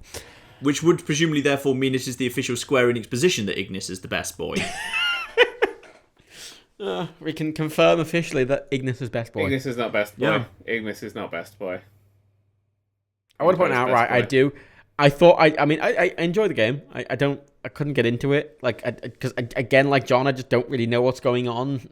The thing is, Right, you story-wise, two like JRPGs and RPGs and things. See, I can't stand them. I don't like JRPGs. I don't RPGs, understand RPGs, they're the same thing. It's just No, they're No, not. Western RPGs are much more streamlined and easy to bloody follow. Yeah, but this is like, imagine if you were playing as one character, but there are just other characters on the screen. And they're just doing That's their not own my thing. issue. That's true, but I find the fights way too visually busy. I have no idea what's happening. I don't mind that. I can deal with like busy fights. I'm more just like, because I went into it and I get who the characters are, and I don't know what I don't know the world. I don't know what's happening in the world. A lot of things are happening, and it's going. All these things are happening, and I'm going. Why are these things? I don't. What is this? And I just don't know what's going on really. Yeah, and but it's that's all because very there's nothing to confusing. do apart from drive around and gay camp. And I've not found anything. I found a beach, but then there was a boat, and we couldn't get on the boat, so I just hang around the beach a bit. Did you feed the cat? That's the most important I thing. didn't feed the cat yet. No, it's spoilers. What? I know, right? You have to feed the cat. The cat's hungry. Right. Here's what I do. I was doing my little claymore thing. My little, no, not claymore, small sword thing. And then I was like, oh, I can get a claymore. So I started using claymore, and it's super effective and stuff. I was like, I'm going to keep using this, right? And then Prompto stopped taking photos of me. I was using a bigger weapon. I tried to play the game properly, and I looked up. I was like, okay, so if numbers are in this color, that means they're resisting, and if the numbers are in this color, it means it's super effective, and this color means it's like not working at all. So I kind of got a new weapon, whacked a monster with it, and 3 separate numbers popped out of him, one of each color. I was like, I have no clue then. This weapon is simultaneously not very and no effect whatsoever. Yeah, but Fine, you know what? Whatever. Numbers. I don't know. I haven't noticed numbers. I just noticed that the thing. There are the numbers thing. coming out. It's just don't bother trying to pay attention to them. You will never be able I to would follow them. never. Monsters in this game don't bleed. They bleed numbers rather than blood. So it's the JRPG. They just spew numbers out of them when you hit them. I like to hit things, and then they fall down, and then I teleport away, and then I teleport in and hit another thing, and then I teleport away and hit another thing. I play it very hit and run, but like heavy hit and run. It's an interesting playstyle, and I'm digging it. And also, don't go out at night. I shat my pants when I went out at night the first time. They're like, go night. Like, I can go out at night. It's a video game. I can kill anything that comes up to me. And then I was looking at the floor because there's like a treasure there, but I'd already collected it. And a hand came through the floor, and I pooed myself. It was great. The driving is awful though. I drove once. I was like, nope, never again. Ignis, you're doing this for me now. The driving is amazing. What? There's invisible walls everywhere. You can't turn off. You have to push a button to turn off the road if you want to like go into a gas station it's like or whatever. you're on a 'Cause there's rail. invisible walls everywhere. You're on a rail It feels so and sort of- restrictive to me. It is Gotta super be restrictive, but it means you don't just drive off the road. You can I drive, want to drive off the road. It's a a massive, quite pretty, interesting You world that break- looks fairly flat. I want it off-road on it. You break the car. That kind of fit the tone for me. Normally that was The car breaks anyway. Okay, It's a shit why car. Not? Why not just make it so you can drive normally, and then if you go off the road for more than like, I don't know, 4 meters, it turns you back automatically. That would be less intrusive. No, that's even worse. I like to be restricted and not teased. Like the very first time, like you're driving the car, the game says, "Hey, deliver this package to this like gas station or whatever." And like as I was coming up to it, I tried to hold left to turn off, and just like I drove straight past it because there's an invisible wall next to literally the little like leading road that leads off there. Because you have to push a button while you're passing it to go in, which I didn't notice because the prompt was quite small. So I literally just kind of drove past the thing, desperately banging at an analog stick trying to make my car turn in, but it wouldn't, which was so annoying because there was even like a clear feeding lane that fed off into this thing, but there you couldn't do it. It was so annoying. I saw a thing pop up and I pressed the button, and then I went in and I had no problems. It is still bad design though. I mean, Well, I'm the least perceptive Yeah, no, human John in is the world. very- As anyone who's ever watched my videos John knows. is very unperceptive. However, it still I am is bad incredibly design. It's still bad unperceptive. design to like really rather than. I mean, if you're turning left and there's a fucking idiot, it should just get. The thing is, like earlier up the road, there was a little kind of side desert thing. There was like a little dirt track where if you were holding left there, you went up the dirt track because it was a road. Then there was an almost identical turn off leading to this garage, but you can't turn into that one, even though it just does look just like a road that turns off. But like a road that's a road you can turn off, but a road that's actually the road that leads into a gas station you can't, which is really inconsistent. I just get in the car and drive, and then pull the car over and get out and hit things, and then get back in the car and turn around. How much fishing have you done? 0. I've never actually started it yet. Okay, so the first fishing quest you get is when you find the cat and the game says, hey, go and find a fish for the cat, go and fish. And then it says, hey, there's a fishing spot right over there. So it's the fishing tutorial, basically. Mm-hmm. Except here's the thing. During the day and during the night, there's different kinds of fish. And if you fish during the night, there are no fish that the cat is willing to eat. But the game doesn't tell you that. So if you happen to pick up that quest during the night, you can spend all night fishing, and you'll just get fish after fish where the game says, nope, cat doesn't like that one. No, cat won't eat that fish either. Nope, not that fish either. Night is death time. Sleep. Sleep with your gay friends. So it's just... Sleep in that one-bedroom tent.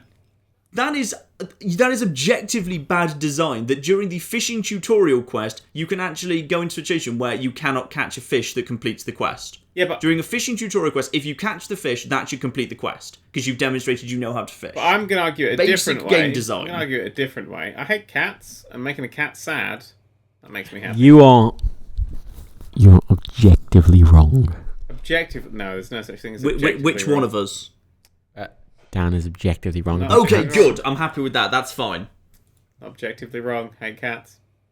Cats? How dare you? Hate cats. Cats are the worst How? thing. You gave my cat 0 out of 10 on Twitter. I know, I was being generous. Do you know what a difficult life my cat has had? No, a difficult life. She is a rescue who's had a difficult life, and you gave her 0 out of 10. Yeah. And you hurt her monster. feelings. Oh no, I'm sorry. I bet you laugh at disabled people. I do. Yeah. They're hilarious. So I've been watching Extras recently, which is Ricky Gervais's follow-up to The Office, which came about 70 years ago, but I've only just got around to watching it. I was about to say, this sorry, have we just kind of slipped into the podcast from the late 1990s or something? Is this a repeat on Dave later? Oh, I'd never seen it before, and I've only, to be fair, I only just recently watched The Office, and I quite like The Office, and I preferred the US Office. Obviously. Mm-hmm. But then I watched Extras, and it's shit. It's really shit. It's really, really bad. Like, I hate the lead character. He's like the most hateable character I've ever had in fiction that I'm supposed to root for, I think. Like, if the final episode is him committing suicide, I'll be like, oh, I get it now. Okay, good. Glad we went there. But yeah, it's a really hateable character. It just came in my head then. It's like it does that cringe thing, but I don't care. Like a good cringy comedy, like Scott's Tots. Everyone in the Twitch chat who likes Scott's Tots, give me a hell yeah. Nobody likes the episode. I love that episode because I think it's perfect cringe. But Extras is just like, it's cringe, but it's against a guy that I don't care for. So with Scott's Tots, I care because I care about Michael Scott. But with this one, I'm like, oh no, who gives a shit really? Who gives a shit? Basically, I hate these writing.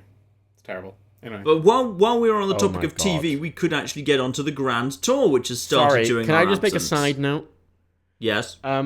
Trump has picked his small business administrator. Oh, can I guess who it is? Is it the Go on. Pope?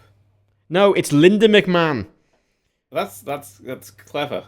That's actually someone who can run a thing. Who is this individual? Fucking Vince McMahon's wife. Yeah, she's WWE. she's done politicsy shit for ages. She has done politics before. She's like, and she co-runs WWE or something. Like, so she is a business mind. That's actually someone who's... Former I CEO. don't actually have an opinion on this, so I'm quickly just going to go to a news site so they can give me what my opinion is on Serves this. the administrator of the Hang Small on, I need to Business find out what my Administration. opinion is on this. My opinion...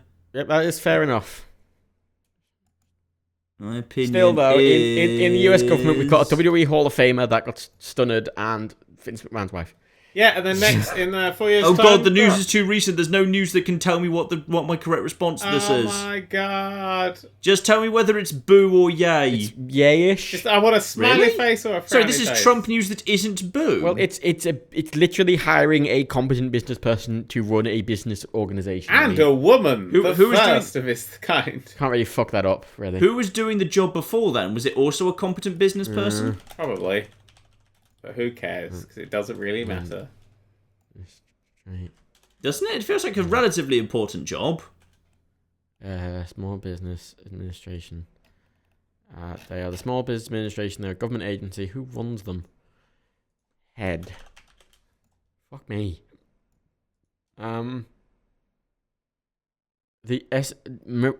Maria Contreras Sweet. Nice. Okay. Right. So the Grand Tour... Yes. I haven't actually seen the third episode yet. I've seen the first 2 episodes. Third episode. I haven't seen the third episode yet either. I have. It's good. The third episode is just Top Gear. There's not even any that's good. It's just full on straight just Top Gear. They go on a thing. I think the Grand Tour is working pretty well. Yeah, because it's just more Top Gear. Well, actually, there's one thing. I don't know if this is just me thinking, but do either of you get the feeling next to like old Top Gear, it feels like just a little bit more scripted? Like you can tell when it's scripted, just a bit more than it used to be. No, it feels just a tiny bit more forced and scripted. It feels equally as scripted as it's always been. It feels as scripted as the new I stuff. generally found it used to be a little bit more organic when it was Top Gear. Now you can kind of tell when they're on the script. The most recent series of the proper Top Gear, it did feel that level of scripted. I mean, it did used to feel more organic, and it does feel scripted, but I'm laughing at it more, so I don't really mind. Like the big special road trips, the specials they did where they went to the other countries when they were doing Top Gear. Yeah. I always looked at those and just thought, I genuinely cannot tell a significant proportion of the time whether they just ad-libbed that because they saw an opportunity or whether that was scripted ahead of time. I think that's the best I thing do not know some of the time. Quite a bit of the time, in fact. I don't know whether they are just dicking around with each other and they saw an opportunity, thought something would be funny, or if that was something they kind of was written in a studio. That's back because in it's London a very clever before. combination of the both of them. Exactly, but I feel like in Grand Tour you can tell a little bit more that it feels to me like a larger proportion of it is scripted, or if the same proportion is scripted, it feels more obvious. Well, which isn't a bad thing. I think it's just less organic. I'd say it felt more obvious because, I mean, the bits where they're being organic still feel the same, which is what I was talking about. But they had that whole Groundhog Day, End of Tomorrow, Call of Duty section, yes, which was entirely scripted because it had to be. That was a scripted section. They've never done just which was a funny. It was like a funny section, but it suffered from the fact it can't be anything but scripted. You know they can't really ad-lib in this. The bits like that would definitely say that it's overall it's a bit more scripted. But the actual stuff, I mean, like the third episode is a great example of when they're actually out on the road, but they're definitely playing up characters a bit more, which I've remembered now because I remember what the third episode was about. The third episode is Jeremy and James go on a grand tour of Italy. They take 2 lovely cars and they go on a grand tour, and it's lovely. And they have it's a fucking Aston Martin and something else. I can't remember. It might have been Aston Martin, I don't know. But it was it's just like a lovely peaceful thing. And then 2 minutes into it, of course, Hammond shows up with a very loud Dodge something and proceeds to be loud and annoying and boisterous the entire time. And basically the whole thing is just watching James May look at Hammond like he wants to kill him. It's beautiful. That seems fair enough. But that's good. I think this is what the BBC failed with Top Gear, was that forgetting that Top Gear is much like a YouTube channel that's so personality based. You can't just swap them, really. Yeah. And they have that chemistry, and even when it's scripted, they still have that chemistry. Yeah.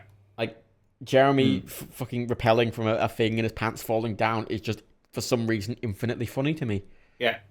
And them laughing at him and just taking the piss out of him from the helicopter is just, I can't not, like, I don't know, it does feel unnatural, and you're watching it and going, yeah, but it's funny, so fuck it. You see, I wouldn't say it feels unnatural, though, because like, the third episode's a great example of this. Like, Hammond's, because he's overplaying this character of being the boisterous youth one, he turns up with 2 trucks filled with tyres because he wants to do so many donuts on this trip. And so for the whole way around, it's the 3 cars and these 2 massive trucks filled with tyres. And that's a scripted joke, but they play it very naturally. And I think you can tell it's scripted, though, even though it is natural. I'm not saying it isn't, but you can tell stuff's scripted more than a lot of times. It doesn't feel wrong, is what I'm trying to argue. No, it doesn't feel wrong. I agree. No, it doesn't feel wrong. I didn't mean to imply that. Yeah. People are getting annoyed in the chat because you said you didn't say Aston Martin. Oh, sorry, it's Austin Martin, as in Stone Cold Steve Austin Martin. That's his full name. I see. Have BBC said anything about who's going to be the new lineup for the next series of Top Gear, by the way? Is there going to be a new series of Top Gear is the actual question. Well, they can't let it die without giving at least another go at it. 2 series of Robot Wars will have released in between that series ending and the next one beginning. Oof. So, I mean, Robot Wars is on. I went to see Robot Wars in, April, May time? And the literally today was the last day of filming of the next series. Though in all fairness, the first series was almost effectively just a multi-part pilot, really. It was very brief. The second series is going the exact same way. It's 8 episodes, but 2 of them are like celebrity specials That's a I shame. had tickets. I preferred to fucking have tickets. expanded a bit. I had tickets to go, and I was like, I haven't got a lot of work to do. That stupid How many- 100 fucking games to do. How many things have you missed because work? like you've had tickets for, and A 2-week holiday in Italy. yeah, Many Wrestling- shows. wrestling, Wrestling twice. Robot Wars. Probably a couple of theatre things. Quite a bit of stuff. A few restaurant-y sort of things as well. I think that's everything there. Quite a bit of stuff over the last few years. fun times. Yeah, I saw Billy Connolly though. I went to see Billy Connolly live. That was a fucking hell of a show. That was. Billy Connolly. Yeah, he's still touring. He is. That's not bad. You did better than I was expecting there. There we go. Do it again. Ruin it. Billy Connolly. Yeah, you fucked it. No, that was shit up. You lost it. You ruined John, it by your doing it the turn. second time. Huh? Your turn. Billy Connolly. Jesus. Billy Connolly. It's like he's way further away and he's Glaswegian. Like that's how you do it. Or Manchester. Oh, but it's gotta be a bit soft though, isn't it? Yeah, and well, Billy Connolly. yeah, he's not a That was jazz softer. player. Fucking hell. Well, that's him on his jazz tour, obviously. yeah. God, that was what the This is the impression was. incredibly Of. deadly. I can't do it. He has a great story in his new stuff about someone. I think it's actually the one he's just released on DVD or something. But he was doing like a folk kind of show years and years ago. He did it in a hospice, and someone literally died midway through it. He's got his whole bit about just somebody dying and him continuing with his act while there's just a dead guy in the room and no one gives a shit. That's quite fun. But he's And then just try to play off it as best you can. Yeah. Yeah, it's like, oh, and they say I died on stage. boo. You just did. Yeah, it was. It was a very good show. He's super like frail now. Like he can't. Like instead of like being the very athletic and energetic self, he literally like shuffles on and then like has his hand on the table all the time and it's holding him up. God, he's 74 now. Jesus. Yeah, and he's got full on Parkinson's and just beat cancer and stuff. Like he looks absolutely fucked, but he goes, "I'm absolutely fucked," and everyone goes with it. It's a very. I mean, his. I do like it. His opening line was just the word Trump. He went Trump, Gove, May, Farage.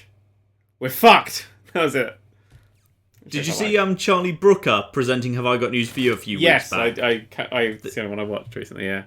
Yep, he just literally opened the show by "This Week in the News," then just started screaming.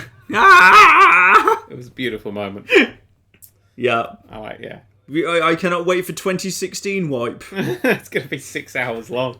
It's gonna be 6 hours long, and there's gonna be none of the light bits. It's just gonna be the depressing bits. Yeah. Oh well. That was And then and then it's gonna like at the end, it's just gonna have the Black Mirror sting. It's like, He's gonna reveal this entire year was just all of us were just wearing virtual reality headsets, and it was an episode of Black Mirror. And we all get killed by terrifying spiders. Yep. As it always goes. We've got a lot of other games to talk about. I want to talk about Pokemon Go for a short while, if you don't mind, if you'll indulge me. I saw that you tweeted about this. I wasn't sure whether you were joking or not, but just in case, I actually played it again. I am playing Pokemon Go because I'm trying to do walking, and I find trying to do walking is more fun when you jab at Pokemon, swear that you don't have any Pokeballs. I would like to point out that was the exact defense I gave to it when it came out, and you went, "No, it's stupid." Oh, it's stupid. That's true. But I actually remember that happening. But the thing is, I've come to terms with the fact that it doesn't have any gameplay, and I have Pokemon Sun and Moon at home, so I can actually play a proper Pokemon. This, Dan, is why a lot of people don't trust your opinion. Why? Because it changes. It changes like the wind. It changes when I get more information. I'm so sorry, I'm not religious to my own opinion. And I don't like keep it just science. My religion is science. My religion is science. No, my religion is not science. My opinion is science. I change it and regularly write it down. So okay, so more importantly, which version of Pokemon Go are you playing? Are you playing urban Pokemon Go or rural Pokemon Go? I'm playing rural Pokemon Go. I checked this. Apparently I have urban Pokemon Go. Well, fucking believe for you, mister. I've got Pokeballs. I mean, it is kind of appropriate that accidentally the only Pokemon game that wasn't released into kind of, red and blue, green and yellow, diamond and pearl, whatever, has now accidentally split into Pokemon rural and urban. Yeah. It's Albeit you don't actually get to choose which one. You just get told based on where you're living, like an appalling class-based system in Pokemon. that's all it is. We now you level up via your life. Dun, I admit, dun, I do actually like the new urban Pokemon system. Which one? Which, for those of you who have not seen this, basically now the nearby function basically the worst thing. The nearby function for me shows me 9 nearby actual landmarks, little picture of landmarks that are close by to me, and which Pokemon are standing by those landmarks. So I can actually go and hunt specific Pokemon, which I actually think is a big improvement. So that's supposed to swap. If you're close to a Pokestop, it's supposed to show you that, and if you're far away from one, it's supposed to show you the old style one, which was terrible anyway. But the new one's like, literally, like, for me in my house, it's like, yeah, here's that one Pokestop that's like 3 miles away. Here's all the Pokemon that's currently around it. What's around me in the area now? I don't know. Mm-hmm. It's infuriating. It's super infuriating. Because I was like in my house and I was doing things. I was like, I'm gonna leave my house and put on Pokemon Go. And I just checked before I was Sigma shoes on. I was like, oh, there's nothing in the area, no rush. And as I stepped out, I was like, there's a Snorlax. I was like, what the fuck? And I went to grab it and it did the whole error thing, like it had just despawned. Oh. And so I missed out on a Snorlax. Hey, if you walk 3 miles in that direction, there's 2 Snorlaxes doing it on the back of a Lapras. Hate everything. Yeah, and literally we'll never know. Yeah, the thing is, it was a bit disappointing for me because the first time I loaded this up, it kind of gave me the whole, oh, here's 9 nearby labs. Oh, okay, I know where I think 8 of those are. Okay, what's on all of them? Pidgey, Caterpie, Spearow, Drowsy, Zubat, Golbat. Great, well, I'm not fucking bothering going outside today. So long, Nintendo. Pidgey is my jam. I collect Pidgeys. Surely, by default, at the bare minimum, what it should do is it should give you, even if it gives you like 8 of them that are really close by, the 9th one, it should basically just go further and further away until it finds something good and at least somewhat interesting and rare, so it can actually show you something rather than just endless Pidgeys, Zubats, and Spearows. It should have. Otherwise, it defeats the whole object. It should have 2 fucking things you can scroll between, which is the nearby Pokestops and the nearby you. And you can flick between them. That would be super nice. Well, not super nice, but nice enough. No, you rural country bumpkins are just stuck with what you've got. And us sophisticated urbanites get the better system. Yes. I got Gym the other day. That was a good thing. And then I lost it. I've just reinstalled Pokemon Go. Let's see. We're telling you it's terrible. They just did a tweet saying that they're adding new Pokemon to it soon. I was like, in the dead of fucking winter. So I'm going to go get my phone. I'm going to see what's bloody nearby right now. Hang on, I'm going to go to the phone. Well, right, on my nearby, it's all listing that Pokestop that's really far away. And there's a Pidgey, a Spearow, another Pidgey. I think that's a seal, but I haven't caught a seal yet. Seal? I haven't fucking even seen a seal. And then just Rattatas. The app's just white. Good. It's just nothing there. Just nothing there. Alright.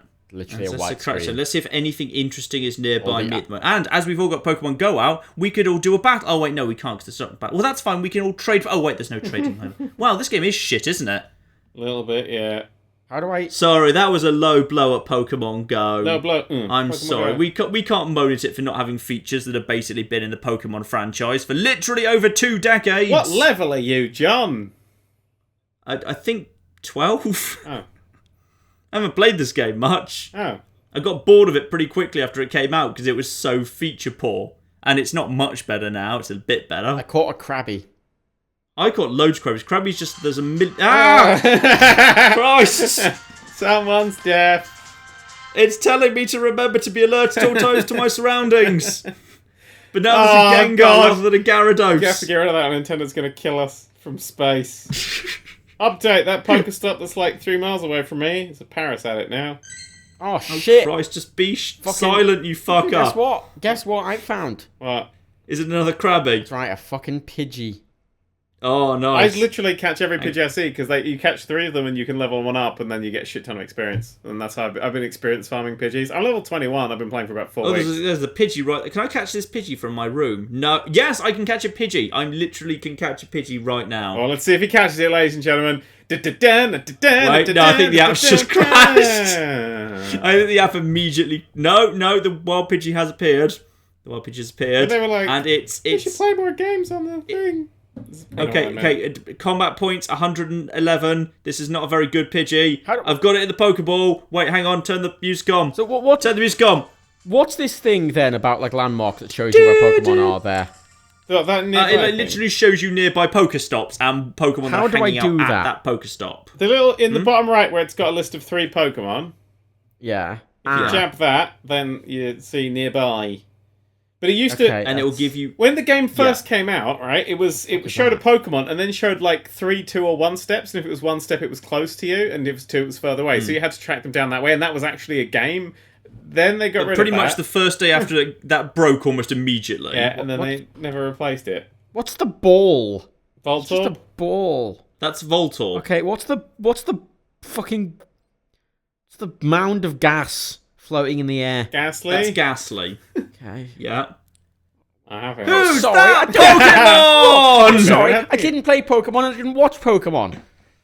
Or it could be a Jigglypuff from above. That's some self-respect. Oh. So basically, what I know for now is, right excuse me. at the little Pokestop that's closest to me at the end of my road, there's a Zubat. Yay. Then there's one which is, I don't recognise, it doesn't actually tell you where it is, it just shows you a picture. So I don't recognise one of them, but there's a Psyduck over there. But yeah, again, it's just Zubats, Psyducks, Ratters, Pidgeys, Zubats, Pidgeys. It's just exactly the same shit I see a bajillion times. As an otter.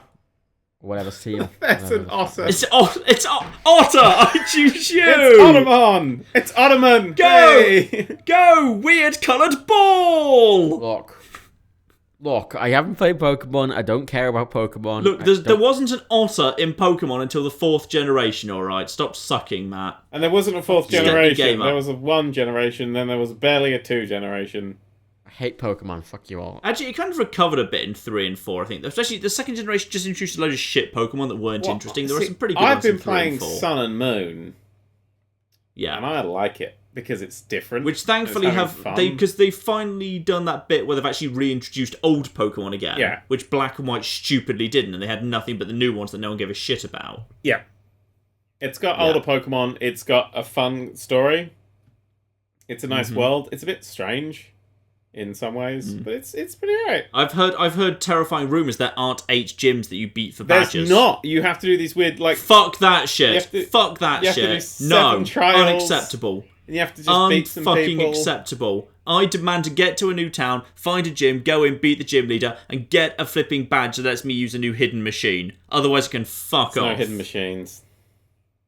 That's definitely a good thing. Getting rid of the HM slaves is most certainly a good thing. Yeah, you now have these like special Pokemon that you can like floop at any point, and you just ride them around and stuff. Floop. Yeah, that's the word for it. It's floop. You just floop. Yeah, Is Floop a new Pokemon? Do you catch probably. Floop? I really haven't paid any attention to the new ones. He evolves into Fluking at level 34. Fluking. Then fluking hell. That's its Mega Evolution. Oh. Yeah, there's these annoying Z moves, which are annoying. They're like massively super strong Uber moves, but you have to sit through like a 30-second cutscene every time you use it. And it Isn't that names the basically move, just and it's hell. once per battle or once per however long you can basically just break the game by just beating something vastly more powerful Yeah, than it's you? once per battle, and I hate it, and it makes me sad on the inside. That doesn't strike me as a good thing. It's just annoying. That just strikes me as something that kind of puts some severe risks and stresses on the game balance. Yep. Also, this whole reinforcement battle system looks a bit shit. I've read about I this. quite like it. That doesn't sound it's fun. slightly infuriating when you're trying to catch something and then you can't anymore. Mm-hmm. But it's pretty alright. You're just battling a Pokemon, then another one turns up, just a bit more XP. Just a bit more meat to the grind. It gives you an XP share, like, out of the fucking gate, and it's got no negative connotations to your main Pokemon. So why the fuck would you turn that off? It's just like infinite XP. It's a weird thing. But yeah, I'm kind of digging it. I like the art style. I like how it's a lot brighter and lighter. It doesn't actually feel like a Pokemon game. It feels like almost a side game. Mm-hmm. Which is what you really want from a sequel. So it's the first Pokemon sequel in fucking years that I've actually enjoyed. They have, however, made one catastrophic error in the character design, which is Rowlet is too well designed, meaning that no one's choosing Popplio or Litten. I pick Litten. Well, you're objectively wrong. Well, everyone's got a fucking Rowlet, and I've got a Fire type. I'm gonna kick their asses. fucking genius right there. So, admittedly, like, if you just kind of look at the chatter around Pokemon, like, nobody gives a shit about Poplio. A few people who like cats are in it for Litten, but Rowlet is overwhelmingly the favourite. Yeah. In a way I don't think that's ever actually happened before. Yeah. Like, everyone always liked Charmander the best. Charmander was always the most popular, but there were a lot of people who would defend and love Squirtle, and there were even a few Bulbasaur fans, I don't know, I think. They're not really allowed to live in civilized society anymore, but I think they were there. But, like, I don't think there's ever been a generation where there's been there's stronger bias towards one starter as there has been towards Rowlet. Rowlet's beautiful. Rowlet is beautifully designed, and of course, I was shitting on Rowlet when I heard it was Grass Flying, because Grass Flying is the shittest type, but now I know it fully evolves into a Grass Ghost type, that's better. The problem with Rowlet kind is of much Rowlet goes from cute little adorable owl to teenager who's a bit into art to art critic. Mm-hmm. Whereas Litten goes to fucking badass cloaked ninja. No, that was the art critic. He just looks like an art critic. Whereas Litten goes from cat to tiger to WWE superstar. Literally becomes a wrestler. It's amazing. I agree that, it's not quite as, obviously, fully evolved Rowlet is not as cool as fully evolved Froakie, because Greninja was a proper badass with his tongue as, like, the scarf mask thing. That's fucking badass. But, I feel like, especially Poplio, I don't think anyone's... Possibly Nintendo will have to check this. There may be a bug in the game. Like, if there was a bug in the game that Poplio, if you tried to pick it, you couldn't, no one would have found that bug yet.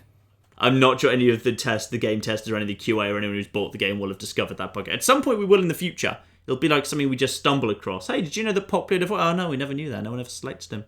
No one ever even tried. Yep. Oh, well. That's a shame. Matt, are you enjoying Pokemon Go? What? I've already deleted it, mate. It's fucking gone. Fuck you. I have no care for Pokemon. It's one of those things that I think, since I have literally no nostalgia for it as a kid, it's something that I think getting into when you're older is very hard. Mm-hmm. Well, let's talk about something that we can all objectively agree is the best thing in the world. Google Earth VR. Google Earth VR.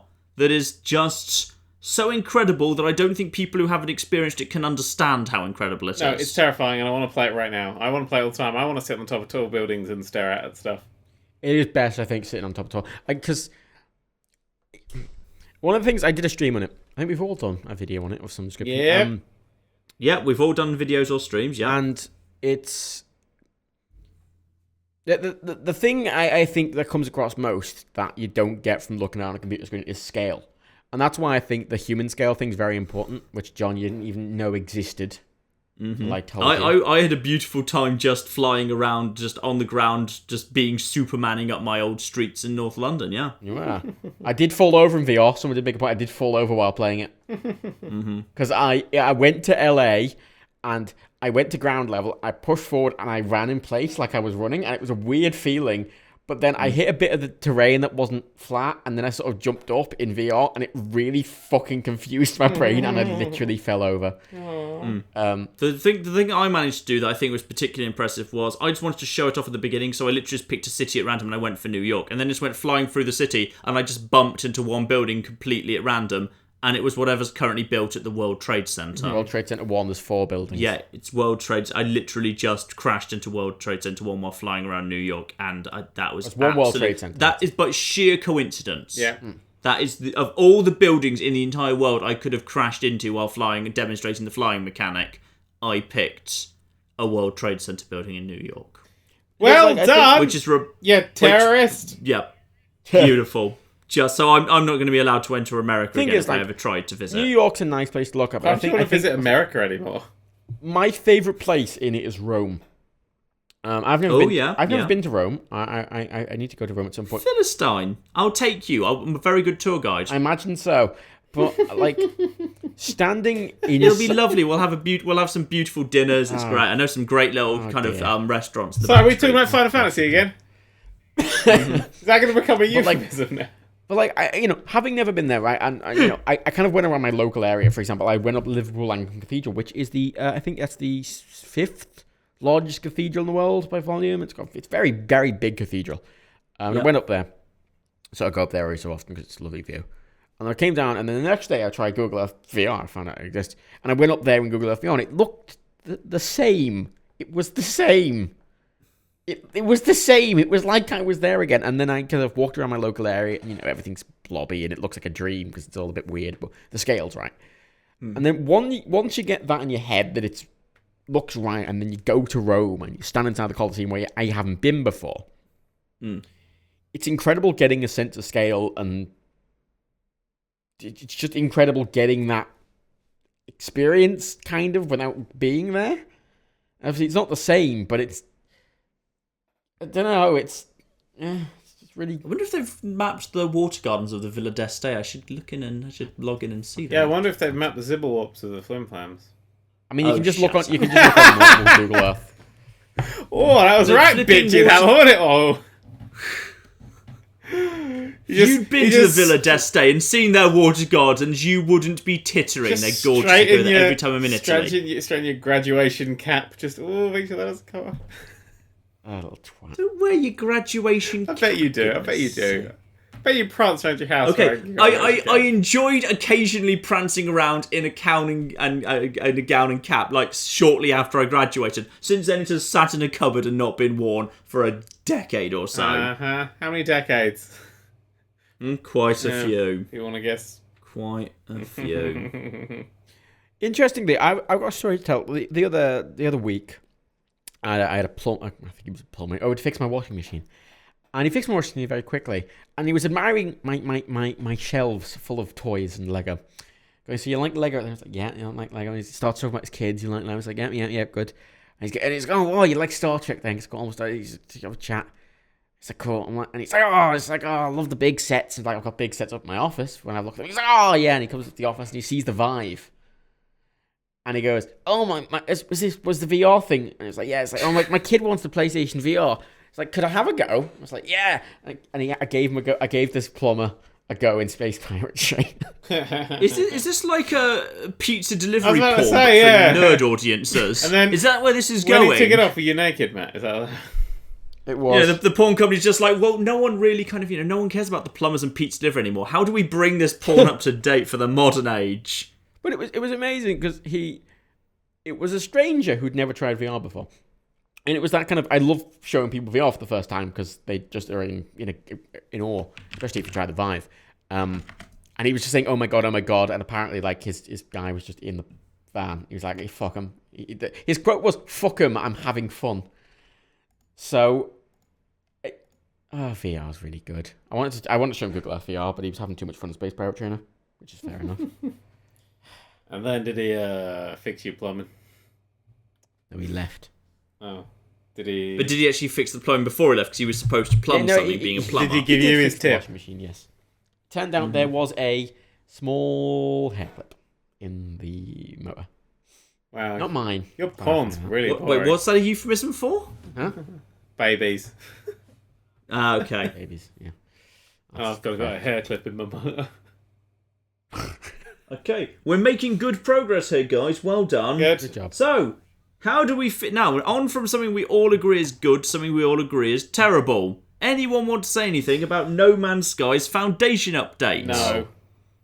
I'd like to point out it has the worst trailer imaginable. 7.5 minutes or so, just a very, very slowly and poorly show, hey, we've got some basic modular buildings now. They've got the big ships. We're going to very slow... And like, I don't know who did the voice over that. It just felt like, the director's nephew who was in the office that day. Anybody. Just kind of really slowly... Like, you could not make space more boring than that trailer did. And now you can build this thing. You can summon a ship and that will take you to your big ship that is over there. Now we are over here. You can also put the modular bits in here. Oh, for God's sakes! How can you make space this boring? I mean, it's a bit better than it was, but I mean, the thing as well is like a lot of people were saying about how like the goal is to get to the center of the universe, and it's encouraging you to stay in one place. Like, yeah, but you can then walk back or anywhere or something. I just the game design just is so incoherent, and it's just so all over the place. I've been playing Pokemon Go, and even I think it's a boring pile of shit. It's like, it feels like they want to make a space game, and then they sort of didn't have any plan for that, and they just sort of made the planet-y thing, and they made the ships, and then went, okay, how do we make a game out of this? And they went, See, I desperately want them to succeed now. Now that they've been shat on late. by everyone, It's us too included, late. I really want them to just go silent for a year and then like relaunch something that's actually okay. It doesn't even need to be good, just okay. But did you see they launched I new want them modes? to They launched a succeed. survival mode. I'm like, wasn't the fucking base game a real slog at survival? Apparently, it wasn't survival enough. But yeah, apparently if you spawn in slightly the wrong planet in the new survival mode, you just die. You just can't get to your ship and you die. That's wonderful. More games need that. The game. Just the oppression of... I mean, at least they're trying to improve it, but it's kind of flawed from the start. So it's not. Mm-hmm. Yeah. Big shame. There's in subject of updates, free in inverted commas. GTA is getting another update to online. They're still doing it. Well, who gives a fuck? What's this one? I'm sure I must have seen a trailer This new somewhere. one is they are adding a thing so that if you've got one of the really expensive offices, Oh, I do. you can add a garage. You can add a garage to the office. So you can add a 60-car garage to the office that's over 3 floors, which with its own mod shop built in, and it's just a bike thing, but with the cars, and it's just an excuse to sell more cars. I was about to say, this just feels like a display case so that they can sell you more stuff to put in the display case. It is totally that. The only thing that's interesting is they're releasing a new car, which is a wedge, specifically to use as a ramp car, to wedge under other cars. Oh, like in that Fast and Furious. Yeah. You know what? Fine. I want to do As that. in, like, GTA. which way's the wedge? Is it like Forward. Roadblock in Robot Wars or backwards like in Crazy Taxi? Robot Wars. Yeah. Ah, okay. It's like you just drive Get behind forward, and if people. you drive into a car, it will just fly over you. I tried to make one of those. And, what's it called? Dan, you've played this. The shipbuilding Robo-Arena. game where you make ships out of blocks. Oh, God. No, shipbuilding. No, not Besiege. The one that's on the water. The Last Leviathan. Last Guardian. I tried to make a ramp ship in that, where you make a ramp that goes significantly under the water and then up top to spikes on the back of your ship. The physics engine did not like it. Sadly, the game doesn't really deal well with you ramming into other ships at speed with a ramp trying to flip them over your ramp. I was able to get one victory that way for about 17 losses. This is true. This is true. I actually wrote to the devs telling them, by the way, if you make a giant ramp ship, it doesn't work very well right now. Can you please amend the physics engine? I never heard of an update that followed that up. Oh, someone says talk about The Last Guardian. Well, it's out in 2 days, so no. Yeah, we're in the UK, by the way. For some reason, the UK is getting it after literally everyone else in the world. Yeah, it's to punish us. We are even Europe is getting it before the UK. It's like we're being punished for Brexit. Yeah, Brexit. Yeah, Brexit. Toblerones, Brexit, I think it's Last it's already out Guardian. in Japan. I think America gets it today, and Europe gets it like tomorrow, and then Britain the day after or something. Yeah, Yeah, I think that's right. something. Yeah.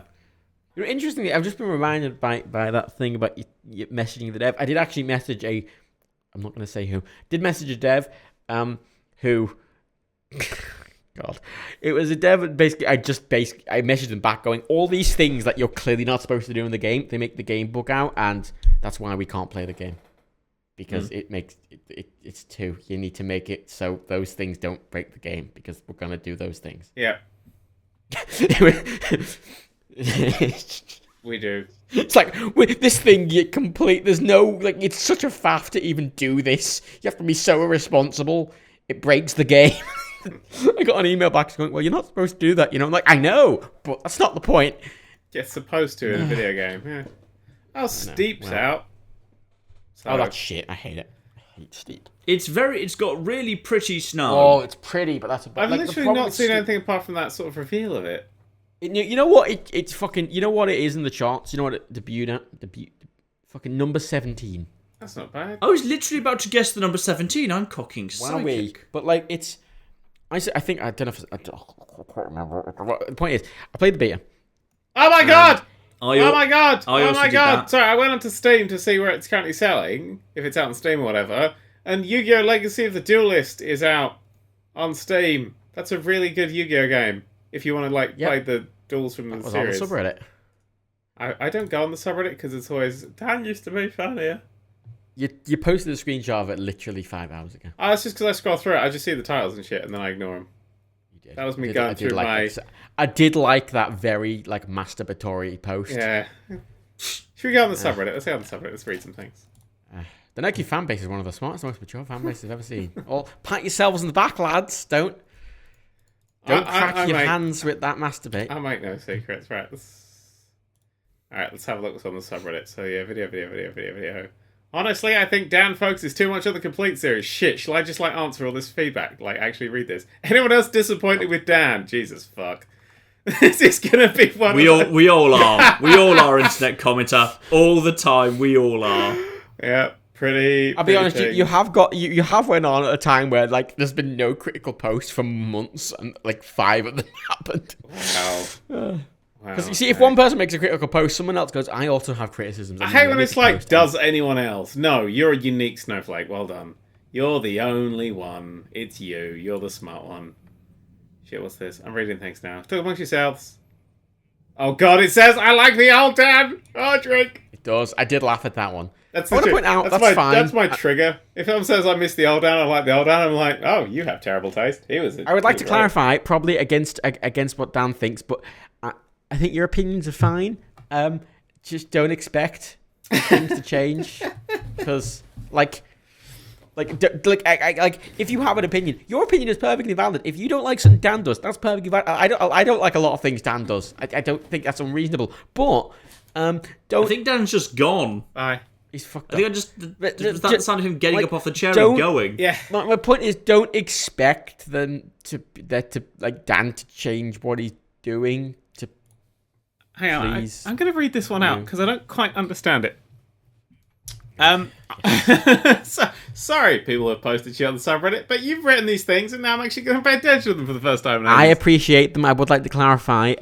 No matter what, I very much appreciate criticism. I know Dan doesn't, but I think the criticism is very important. I don't appreciate criticism when I'm perfect. Don't let Dan point you off criticizing because it's important. It is important, unless you're a dickhead about it or wrong. Don't be a dickhead about it. That's true. You have it read out in front of. And you can never be wrong with your opinions. There we go. Yes, you can. Yes, you can. You can be wrong with your opinions. The American election proves this. You told me earlier today when I said that this fishing thing sounded fun. You were like, "No, it's wrong. The cat at night time is the duck," or whatever it was about. So you've actually said it was an objectively wrong on my opinion. No, I said you were objectively wrong for thinking cats were terrible, which is true. Okay, it's not true. Continue, Dan. Go on. Oh my god, Matt, you always present your opinions as facts. You do that though. You always do that. My presentation style. I love when people. I liked how you said. I've always been tempted to do a video where literally before I say anything, I always go, "In my opinion," and then just say the line, but for everything, just every single one. In my opinion. In my opinion. In my opinion. I swear, I think once someone said that, and you responded, "Yeah, because they're facts to me." It's such a bullshit excuse. My favorite thing is that people don't realize when I'm winding them up, and I like to wind people up. No, you do. I think this is the thing a lot of people don't get as well. You do wind people up a lot. I love when people go, "I like the old Dan." Oh my god, this is all right. Let me read this one out. We're gonna have a constructive criticism feedback, possibly punch down. You can't do with you. You can't do that. With you. This is why I'm not the YouTube Rewind. This is why you hired me. This is why you. Would you like me to not read out the words of this person? No, go on. Good. Go. Right. There's two. I haven't even read why anyone else is disappointed in Dan. I'm very excited to get to that one. But honestly, I think Dan focuses too much on the complete series. I understand it's a series, but the reason I subscribed in the first place was because I wanted gaming content that was entertaining at the same time. Ooh, that's a fucking backhand there. That's fucking amazing. That is vicious, and I enjoy it. I like the old Dan. You never met me. The one who was more random. Now, random's in inverted comments. Oh, I'd quite like to point out also, there was like a thread I was reading through and somebody mentioned me at some point. I was like, somebody mentioned me. And someone replied with, I don't watch him anymore. He's gone all meme culture. Oh, that one. What? Okay, that is objectively wrong. What the fuck? That spawned some... All those memes in your video, Dan. All those memes. That's me talking about, in my most recent podcast, they're talking about Louis Theroux's Scientology documentary. But no, you're right, it's just memes. Just there going oh yeah, I think these things, and people are like, memes. Love memes. Anyway, I like the old Dan, the one who made more random videos instead of seriously completing games. I tried watching completes once, but I was lost around the time the 7th episode was uploaded. That's 7 times. You had, it would just go through. I can't even keep track. That's the end of the criticism there. So the criticism here is that this person liked it when I made random videos that were entertaining at the same time. Well, good news, I make 3 of them a week instead of 1 nowadays. Da-da-da-da-da-da. That is a fair retort. Now, just not devil's advocate, but defending them a little bit. If you don't like the sort of the current series, Planet Coaster, right? A lot of people don't like it because it's a very long series, it's very relaxed. You know what? If you don't like it, that's actually. I thought you were going to say, "Fuck off." We don't need you around here. No, like, it's fine. If you like, content will always not be for everyone. And, if you want it edited, you want it different, or you want it whatever, like, it's fine. And you should say you want that, because that's important. Because obviously, if fucking 70% of the audience end up wanting that, then that's pretty significant. So it's important to make your opinion known, which, Dan, no. Don't. What? Don't. No. What am I doing? I'm just sitting here. There's some hardcore diplomacy going on here. Are you angling for a job as one of our Brexit negotiators? But the point is, right? There is the point of the current channel structure is there is content, hopefully, for everyone of some description. Yeah. So what if I want DIY videos? On my dad's channel. Well, yep. Thank you. God, you're right. Yeah. What if I want cooking videos then? Wow. Dad Cubed. Dad Cube's channel. My God, I should just unsubscribe from Nerd³ and sign up to Dad You Cube should instead. do it right now. Mm-hmm. Yeah, I mean, this is the point where I've got the most, like, the completes content, which is super popular. People really like watching the completes. Even the really boring Planet Coaster kind of ones, which I dig. I'm glad that there's an audience for that. And also, I've got 3 edited videos going up a week, which are random, weird, obscure little games that I can cover and enjoy and make good videos out of. And it's the most fun I've ever had with it, and they're the best videos I've made. I mean, we could go back to the days of, Nerd³ Tests, which was unedited and not interesting, and Loves, which was unedited and not interesting, and Hates, people harken back to 2013. What, when I was making 1 a week? Yes. And there was just 1 video going up a week? Well, no, it's because a lot of people are looking back and looking at all the videos and going, oh, I like these a lot, forgetting that when, at the time, it was 1 a week. Yeah. It was like 1 a week-ish. I mean, you're getting 3 a week now. So that works. It's like, anyway, it's a good thing. But that's a point. Don't let Dan put you off criticisms, but at the same time, don't expect Dan to change because of your criticisms. There we go. I mean, especially the subreddit is a place that I very rarely listen to, because it is like all Reddit kind of just isn't even slightly representative of the masses. Like, Reddit is always really off from everything else. Like, at the moment, Planet Coaster is doing super well. Like, any series that's done super well, the subreddit is just like, oh no, I don't like this. No, this didn't work for me. Oh, hang on. In this thread, someone's got a comment that's locked below the score threshold. Oh. Ooh.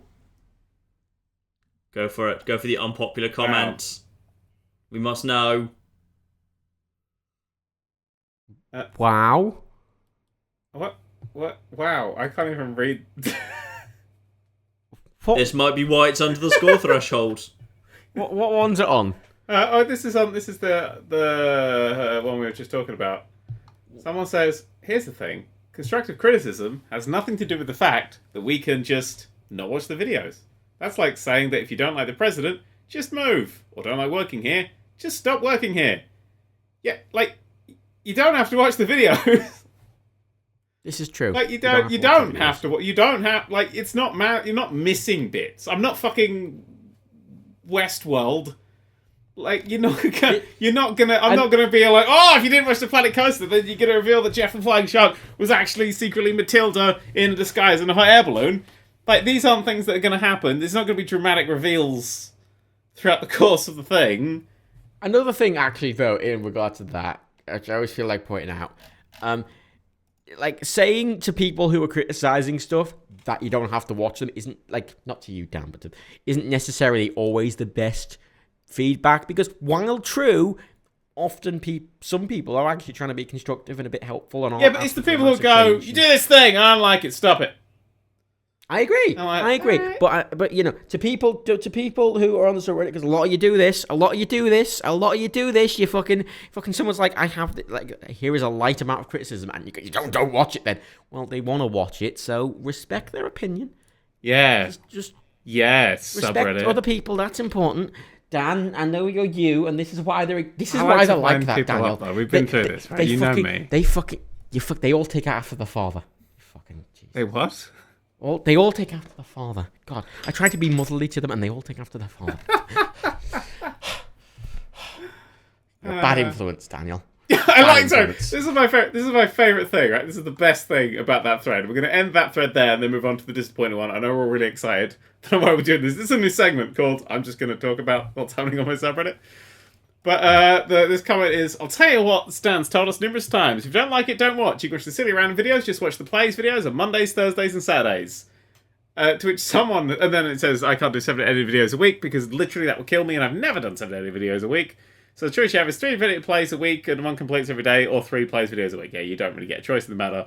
To which John. someone has replied, Yes. this is the important bit, someone has replied to that, which is factual information, which is basically just saying, these are the videos and they come out on these days. Someone has replied with, source, question mark. What's happening? I mean, I suppose it's slightly fair to ask where you said that, but it's a bit untrustworthy. John, as a person who makes 10 edited videos a week, are you okay? Well, some of them, I guess. But then I don't try and make games. Yeah, This is true. I'm not also making games. Well, script. I've got a nice script currently being done. That's actually. Yeah, that's I actually don't write scripts or games or books or anything. I just do this. Plus, some of them are easier to do than others because some of them are edited can be. There's degrees of editing. Yeah, I always go. There's something where you can. That's my thing. Yeah. You can play for 3 hours and get like a 15-minute beautiful thing that people call an edited That's video. what I do, yeah, totally. Or you could record for 2 hours and get 2 half-hour videos that absolutely have been edited down and have been neatened and tidied, and they are edited. They're definitely not close to There is a unedited, difference between but- trimming the fat and actually, like... Yeah, and sometimes my videos blur the lines a little bit, and I don't know whether you'd call something edited or unedited, really. See, my argument there is that I only like 2 kinds of milk. I like the one with all the fat scooped out, and I like full fat milk. Whoever has semi-skimmed, they're all monsters, basically. I love semi-skimmed You don't want milk. to sit in the I middle. drink Why would you semi-skimmed. sit in the middle? Go either way. I like the middle. I'm You a fan of the I middle. like Sitter. semi-skimmed. I am a Semi-skimmed's moderate, great. Daniel. Moderate. No, skimmed milk is water, and full fat milk is cream. I need semi-skimmed because it's the only thing that actually is bloody milk. It's not milk. It's not milk. It's a milk. vague assault on the Daniel, concept of milk. Although sometimes all or nothing attitude sometimes is not the best thing. Oh my god, I'm reading that anyone else disappointed by Dan, and I'm really happy. Stop reading them. Right, move it back onto game news. We're actually doing well. We've actually done the backlog of November pretty bloody effectively for only 2.5 hours in. Does anyone else other than me care about Mass Effect Andromeda? No. Anyone? Matt? Okay, fine. We'll skip Mass Effect Andromeda. Okay, Mass Effect Andromeda had a gameplay trailer. It looked good. I think it looks promising. Some of the good stuff from Mass Effect 1 seems to be back. Here's the thing with Mass Effect, right? I played Mass Effect 1, loved it, went into Mass Effect 2, hated it, and stopped playing. So Mass Effect 2 is very, very different. I think it is worth giving a go I to. hated it. It is genuinely The control scheme felt like it was fighting against me right out the gate, so I gave up. It's incredibly different, but I think it is good in a different way. It has the vault button and the fucking take... What, the take cover button and the sprint are the same button? Yeah. Motherfucking spacebar. Like, awful. Awful. Motherfucking I hate that spacebar. so much, I had to stop But it's playing. so that you can sprint and slide into cover. I don't care, climb it's out of bad. cover. I have multiple buttons. And occasionally climb out of cover, I yes. have multiple buttons. They don't need the one button to do 5 things. Not on a controller, you don't. I have many buttons on a controller. I have enough buttons on a controller to not have to do many other games. Many of the third-person games I'm pretty do sure that. you didn't play Mass Effect 2 with a controller because you need to bloody mod that I know. game. It didn't I played come Mass with Effect 1 with controller. a controller, and I was like, I'm having a good time. Mass Effect 2 came out, and it ruined everything, and I hated it. You had to flip and install mods for Mass Effect 2 on a controller. I know because I did it. Yeah, it was Mass Effect 3, you need mods, and it's not even on bloody Steam. Quality. Fucking hell! Mass Effect 3 is a very hard game to play. Is there anything aside from Mass Effect? Because fuck me. What else? Zelda Breath of the Wild got another very brief trailer that was a tiny bit more gameplay-ish. I am anticipate. I love the Zelda games, and I will very excitedly play it when I'm out. But frankly, I don't care until it's out. Is it just me, or does it look like not very good. Like, not in terms of, like, I'm sure it's a solid enough game. It just, like, graphically, it looks like if you told me that was an expansion pack for Skyward Sword, I'd say, yeah, fine, I can believe It's that. because it's running on a handheld games console.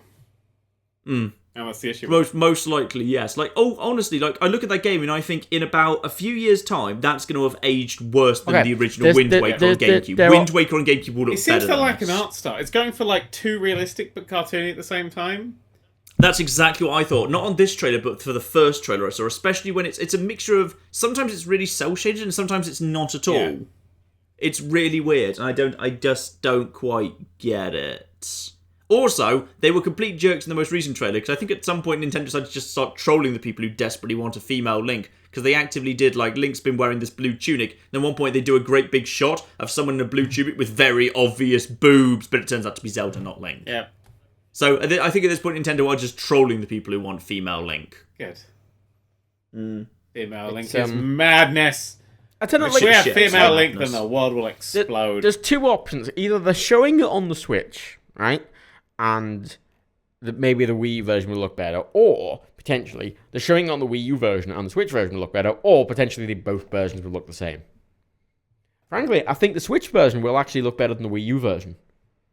I think they're going to tone... Neither of these are particularly powerful consoles, The Matt. Twitch is, well, the Switch is... The Wii U has less power than the Vita. Yeah, well, that's what I'm saying. Like, the fucking... And the Switch looks to have not very much power at all. The Switch... Because it's cheap. And it looks K2's nice. the K2's a really good chip. I keep saying this. We're going to get some proper saying hands-on, that. apparently, on the Switch in January, which will be interesting. Yeah. We'll actually get some better information as to what the hell's going on there Again, in like, January. it's I don't know, like, I don't follow most stuff like this before it comes out, because until you got all the information, it's just sort of speculation. It's a bit fucking... Yeah, we'll get proper hands-on in January, so at that point we'll get a lot more solid feel for how well the games are running. Because the trailers that were put out for Zelda none of them were in 60 FPS, and honestly, it looked like it was kind of struggling for 30. I watched that trailer, just thought, Oh, yeah, that doesn't look like 30 to the Switch me. reveal, That looks like that's juddering down to 24. Yeah, there's serious judder in that Switch reveal trailer for the Zelda game. Yeah, and if you watch the new one, the Breath of the Wild one, especially when like the horse is walking along and you're watching it from the horse's left, i.e., you're seeing the horse's left-hand side. It looks to me like that is janky. Right, Yeah. are you not excited, right, to sit on a plane and play Skyrim on a tiny screen with tiny controllers? Well, no. Why would I do that? That game's 17 years old. Are you not? What are you? What would that not? Like why would that not it like be interesting to you? Sitting on a plane in a small cramped environment with a small screen with tiny controllers, playing a game that's 5 years old. That's a first-person shooter. I mean, oh my god. Yeah. Skyrim's a first-person shooter. Yeah. When you play bows, it is. First person. Fuck you. I want the Switch to be good. I don't. I want it to catastrophically fail so Nintendo lose loads of money and have to release their games on good consoles and PC. Or just Steam. Just do massive back catalogue release on Steam and make literally all the that's money. something I want to talk about. That's a big fucking deal. PS4. Fucking PS4? Piece of shit. Piece of shit. What's it done? Wait, what's it It's a just piece done? of shit, though, isn't it? What? It's a piece of shit. Piece of I shit. swear to Hang God. on, I feel like I've missed something here. What the hell's the PS4 the done to your becomes families? the PS4 becomes more and more obvious that it's a piece of shit by the goddamn day. Whereby you fucking start it up, and it's the slowest goddamn piece of shit in the world. It's like, I need an update. It's like, okay, you update it. It takes fucking 2 hours to update the goddamn system. And you fucking do it. Both of you got flipping Final Fantasy 15 on PS4, didn't you, you stupid idiots? We did. And You you know what? stupid You know what, idiots. right? You know what? The fucking... Right, I have gigabit, bro. I have bad life choices. You know what speed... Bad, stupid I'd like life to point choices. something out. I'd like to point... Should have seen that one coming. I'd like to point something out. I didn't get it on PS4. Oh, I got- hang on. I've seen you tweet a picture of you holding a PS4 copy. Yeah, PS4 Pro, motherfucker. It's not a difference. You see, there is a difference. That still has to use the PSN. Yeah, see, there is a difference. You don't get the PSN Pro, do you? The PSN is a piece of shit no matter what console you're on. I want to talk about the fact that the thing that I said that these consoles are going to do is happening and we should really be fucking worried about it. Because I said that when they start releasing these upscale consoles, like Nintendo did with the 3DS, there's going to be games that just don't run properly anymore. And as much as they're going to say they run on everything, they're going to start getting consumers into super bad habits. Like Hyrule Warriors on the regular DS doesn't work. it's like 20 FPS at best. It's horrific. And we've started to see, literally over the last few weeks, these games that have come out this year are really running poorly on the PS4, and the only way to run them properly is to get them on the PS4 Pro and then scale it down. Because Is this what Last Guardian is doing? The Last Guardian runs at about 20 fucking FPS on PS4. So I've heard, but does it run better on PS4 Pro? Yes, if you turn the PS4 Pro on and lock your PS4 down to 1080p. Okay. Because then it doesn't run it, try and run it in 4K, and it doesn't upscale, and then it doesn't like super sample or anything. So exactly as we've predicted, if you ever try and use the 4K they're so obsessed with, then the frame rate tanks. Yes! Which is exactly what we called back in the E3 Yes, live now I've stream. got a PS4 Pro, I will do a very quick rundown of how games run on it. Watch Dogs 2, flaming pile of horseshit, but they patched it and now it's a smooth 30 FPS. Oh yeah, you're playing on PS4, aren't you? Yeah. I got lucky. My PC version runs nicely at 60. I've not got the version's really PC good. version. I got With the a PS4. GTX 970, not a desperately powerful PC, but my 970 runs it Good nicely port. at 60. Good port. I wanted to Watch Dogs 2 because it's the one that I could do a nice comparison video on. That was going to be my PS4 review Interestingly, thing. you played both Watch Dogs 1 on the... You played Watch Dogs 1 on the PS4 as well. I exited my PC then. That's when I just moved and I only had a PC. That's quite interesting that you've somehow played both of those coincidentally on the same. Yeah, it's pretty cool. But yeah, so Watch Dogs 2, if you run it in the 4K mode, it runs at 30 and it's absolutely fine. It looks stunning and gorgeous. HDR, you know when in E3 they're like, HDR is the next biggest jump, it's as big as jump from SD to HD. It just I I spent a lot of time scratching my head over that prediction. Unfucking noticeable. I've got it on, I've got it switched on properly, you turn it on and it just goes a bit brighter. It just ups the saturation. It looks like it's just up the saturation. It looks great on Watch Dogs, looks really shit in Final Fantasy. But I can do that on my TV. I can just change the stupid, settings on my TV to put the colour and brightness It's a up there. tiny thing. I've got like a 60-inch TV in front of me and I can't tell the difference. I said this. Yeah, I know. We all said this. And God now I damn can it. prove this. The only reason I've got a PS4 Pro is because the PS4 broke. So I've got a PS4 Pro now because I was like, why the fuck would I get I've the got shitty one? I've got next to me, I think it's like a TV that cost me like 200 quid, and it's got a little mode that's just called, I don't know, dynamic mode or something that just slightly ups like the contrast and saturation or something, and it makes things a bit more vibrant. It sounds like that's the exact same thing. Yeah, pretty much. pretty much. Oh, point right, out, let's right. go through the PS4 games. So that was Watch Dogs 2. Then we come up to Yep. Final Fantasy 15, which runs like dog shite in 4K mode. If you have it, it's got in the actual thing, it's got options to change the resolution to high or light, spelled LITE for some reason. But yeah, if you run it in light mode, you get a locked 30 FPS with HDR on or off. But if you run it in the 4K mode, it just tanks. It's just horrible. I'm assuming that on the PS4 that doesn't have the best frame rate. I'm assuming it doesn't have a very good frame rate at all on the PS4. As far as I can tell, it runs at 20. It sort of feels like it feels a lot like GTA 5 on the PS3. Yeah, it's Not resolution wise. It looks good still, but it's just they're pushing back the bare minimum of FPS with this with the PS4 Pro, and the worst offender is The Last Guardian, which runs at a pitiful like 20 FPS on PS4. But PS4 Pro, if you whack it down to 1080p, then you get a passable 30 with dips. So it's a badly fucking optimized game after 10 years, which is a piece of shit. But that's 3 games, 3 big releases that I've played. Oh, Dishonored's actually quite a bit laggy as well on the standard PS4. And if you run it again low. Actually, you can run Dishonored high on the PS4 Pro in 4K. Or the upscaled fake 4K that it does. I've just checked the census, by the way, about because PS4 Pro is an option. Only 52 people own a PS4 Pro out of the 7,000 people who responded. Hey! So I didn't respond. Not very many.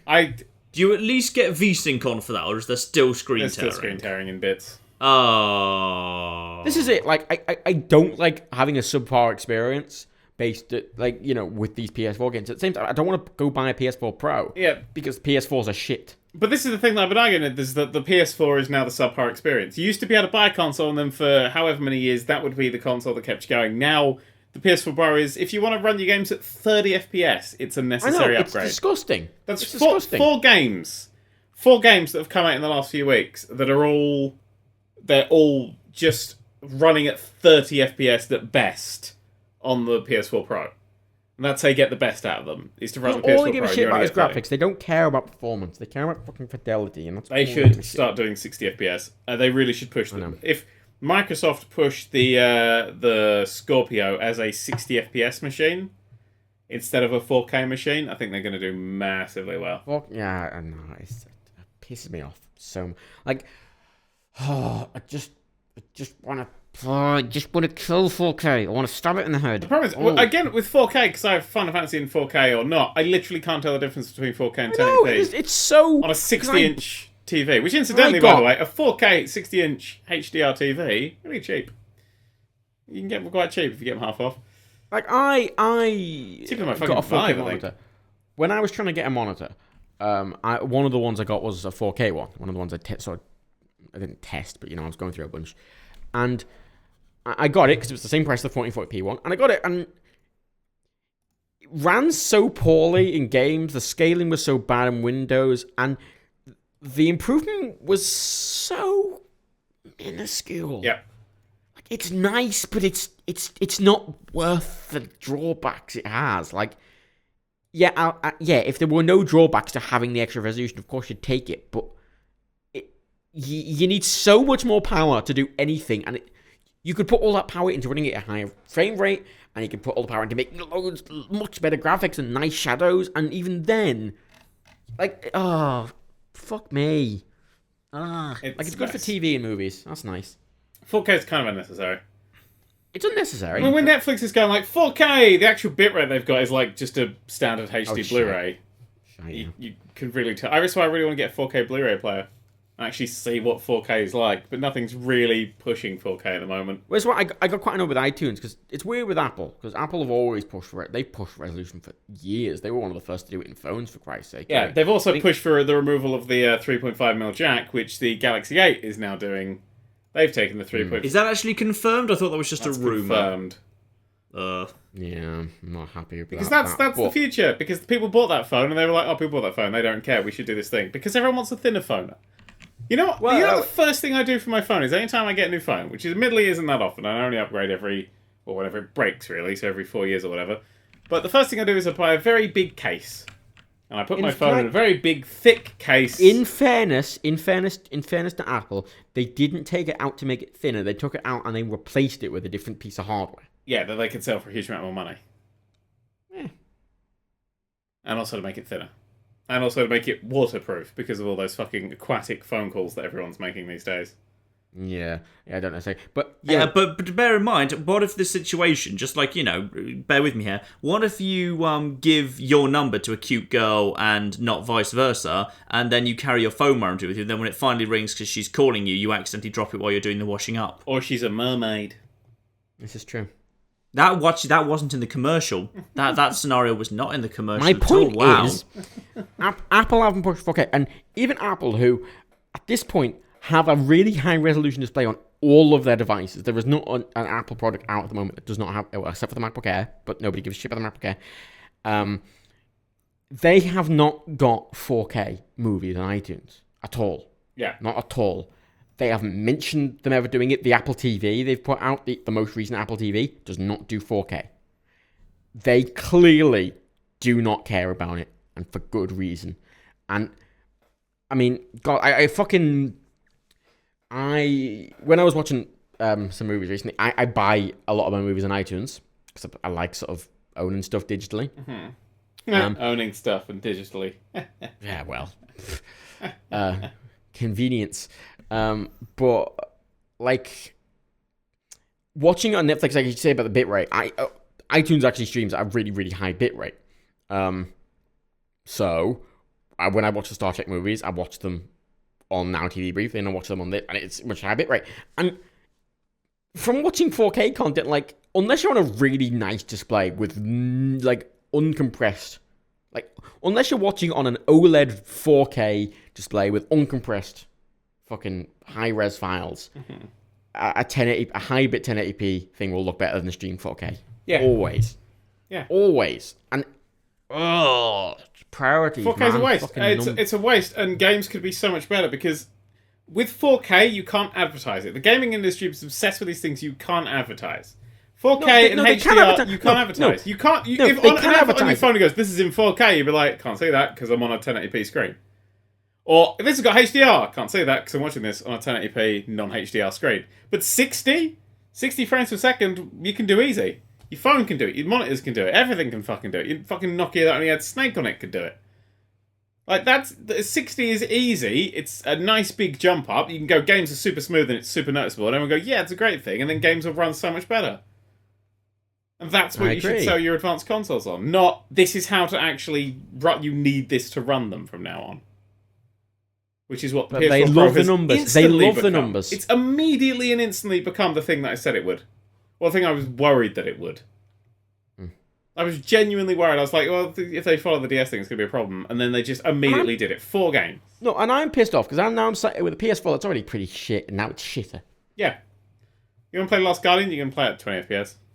Like, I fucking... It's such an unpleasant experience to use that system because my PS4 is downstairs in my living room. Yeah. I do not have Ethernet downstairs in my living room.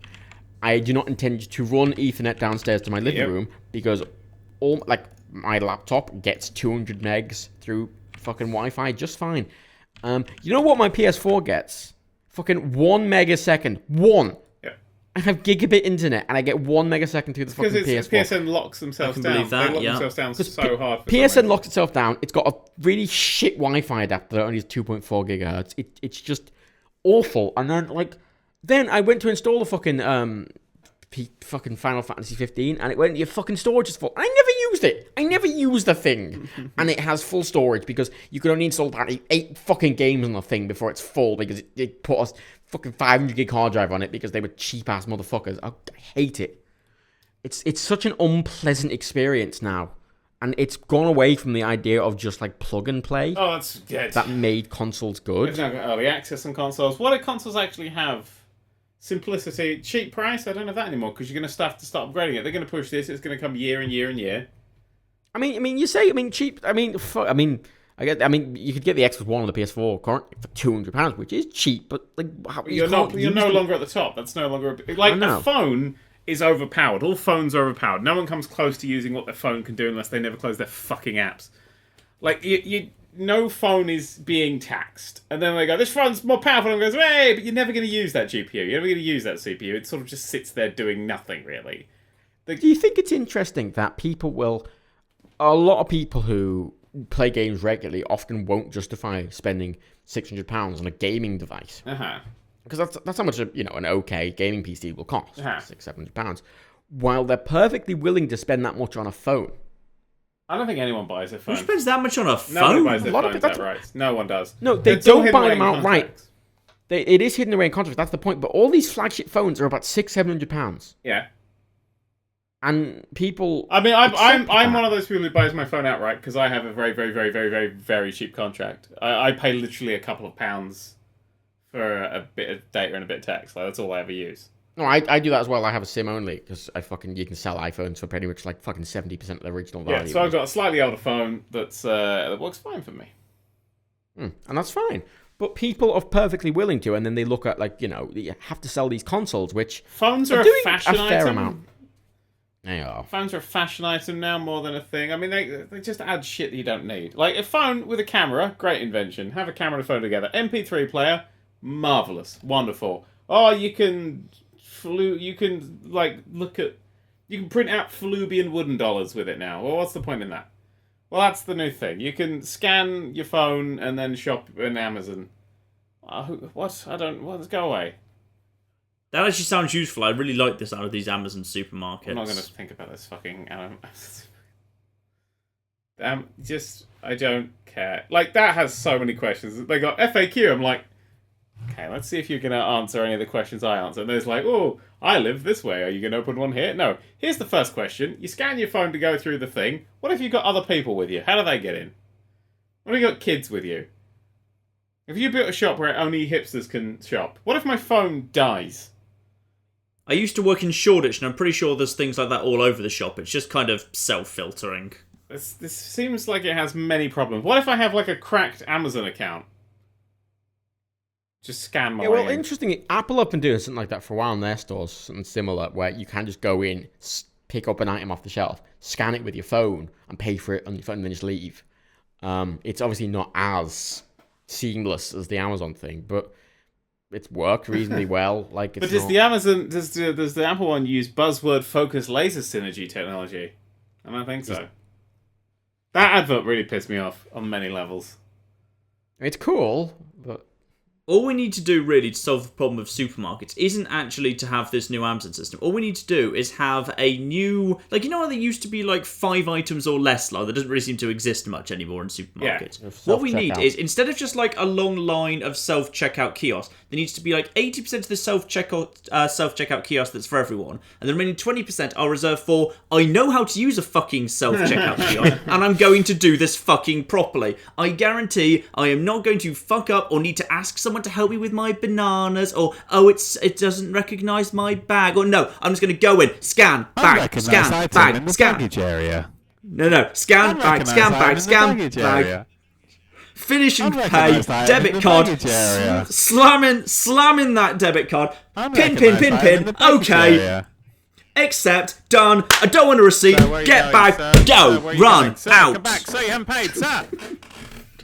You know, there's a Tesco near me that has new self-checkout machines that are clearly meant to, you know what you're doing. They don't have a baggage area. They don't have the weighted thing.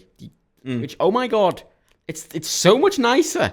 I just want a reserved lane for people like me who know what they're doing and are not fucking idiots who can't figure out how a self-checkout kiosk works. Like a where special blatantly they've gone into this queue, a license like these to use these a fucking people who've self-checkout. decided they didn't want to queue for the real ones, but actually what they want is they want the nice man to come over and do it all for them anyway, because they don't actually have any clue what the hell they're the difference doing. between you guys is when it comes to life, I'm a rural player. Like, I have to go and barter in chickens. Move back from your mic. It's really fucking loud. Holy shit. I'm where I was.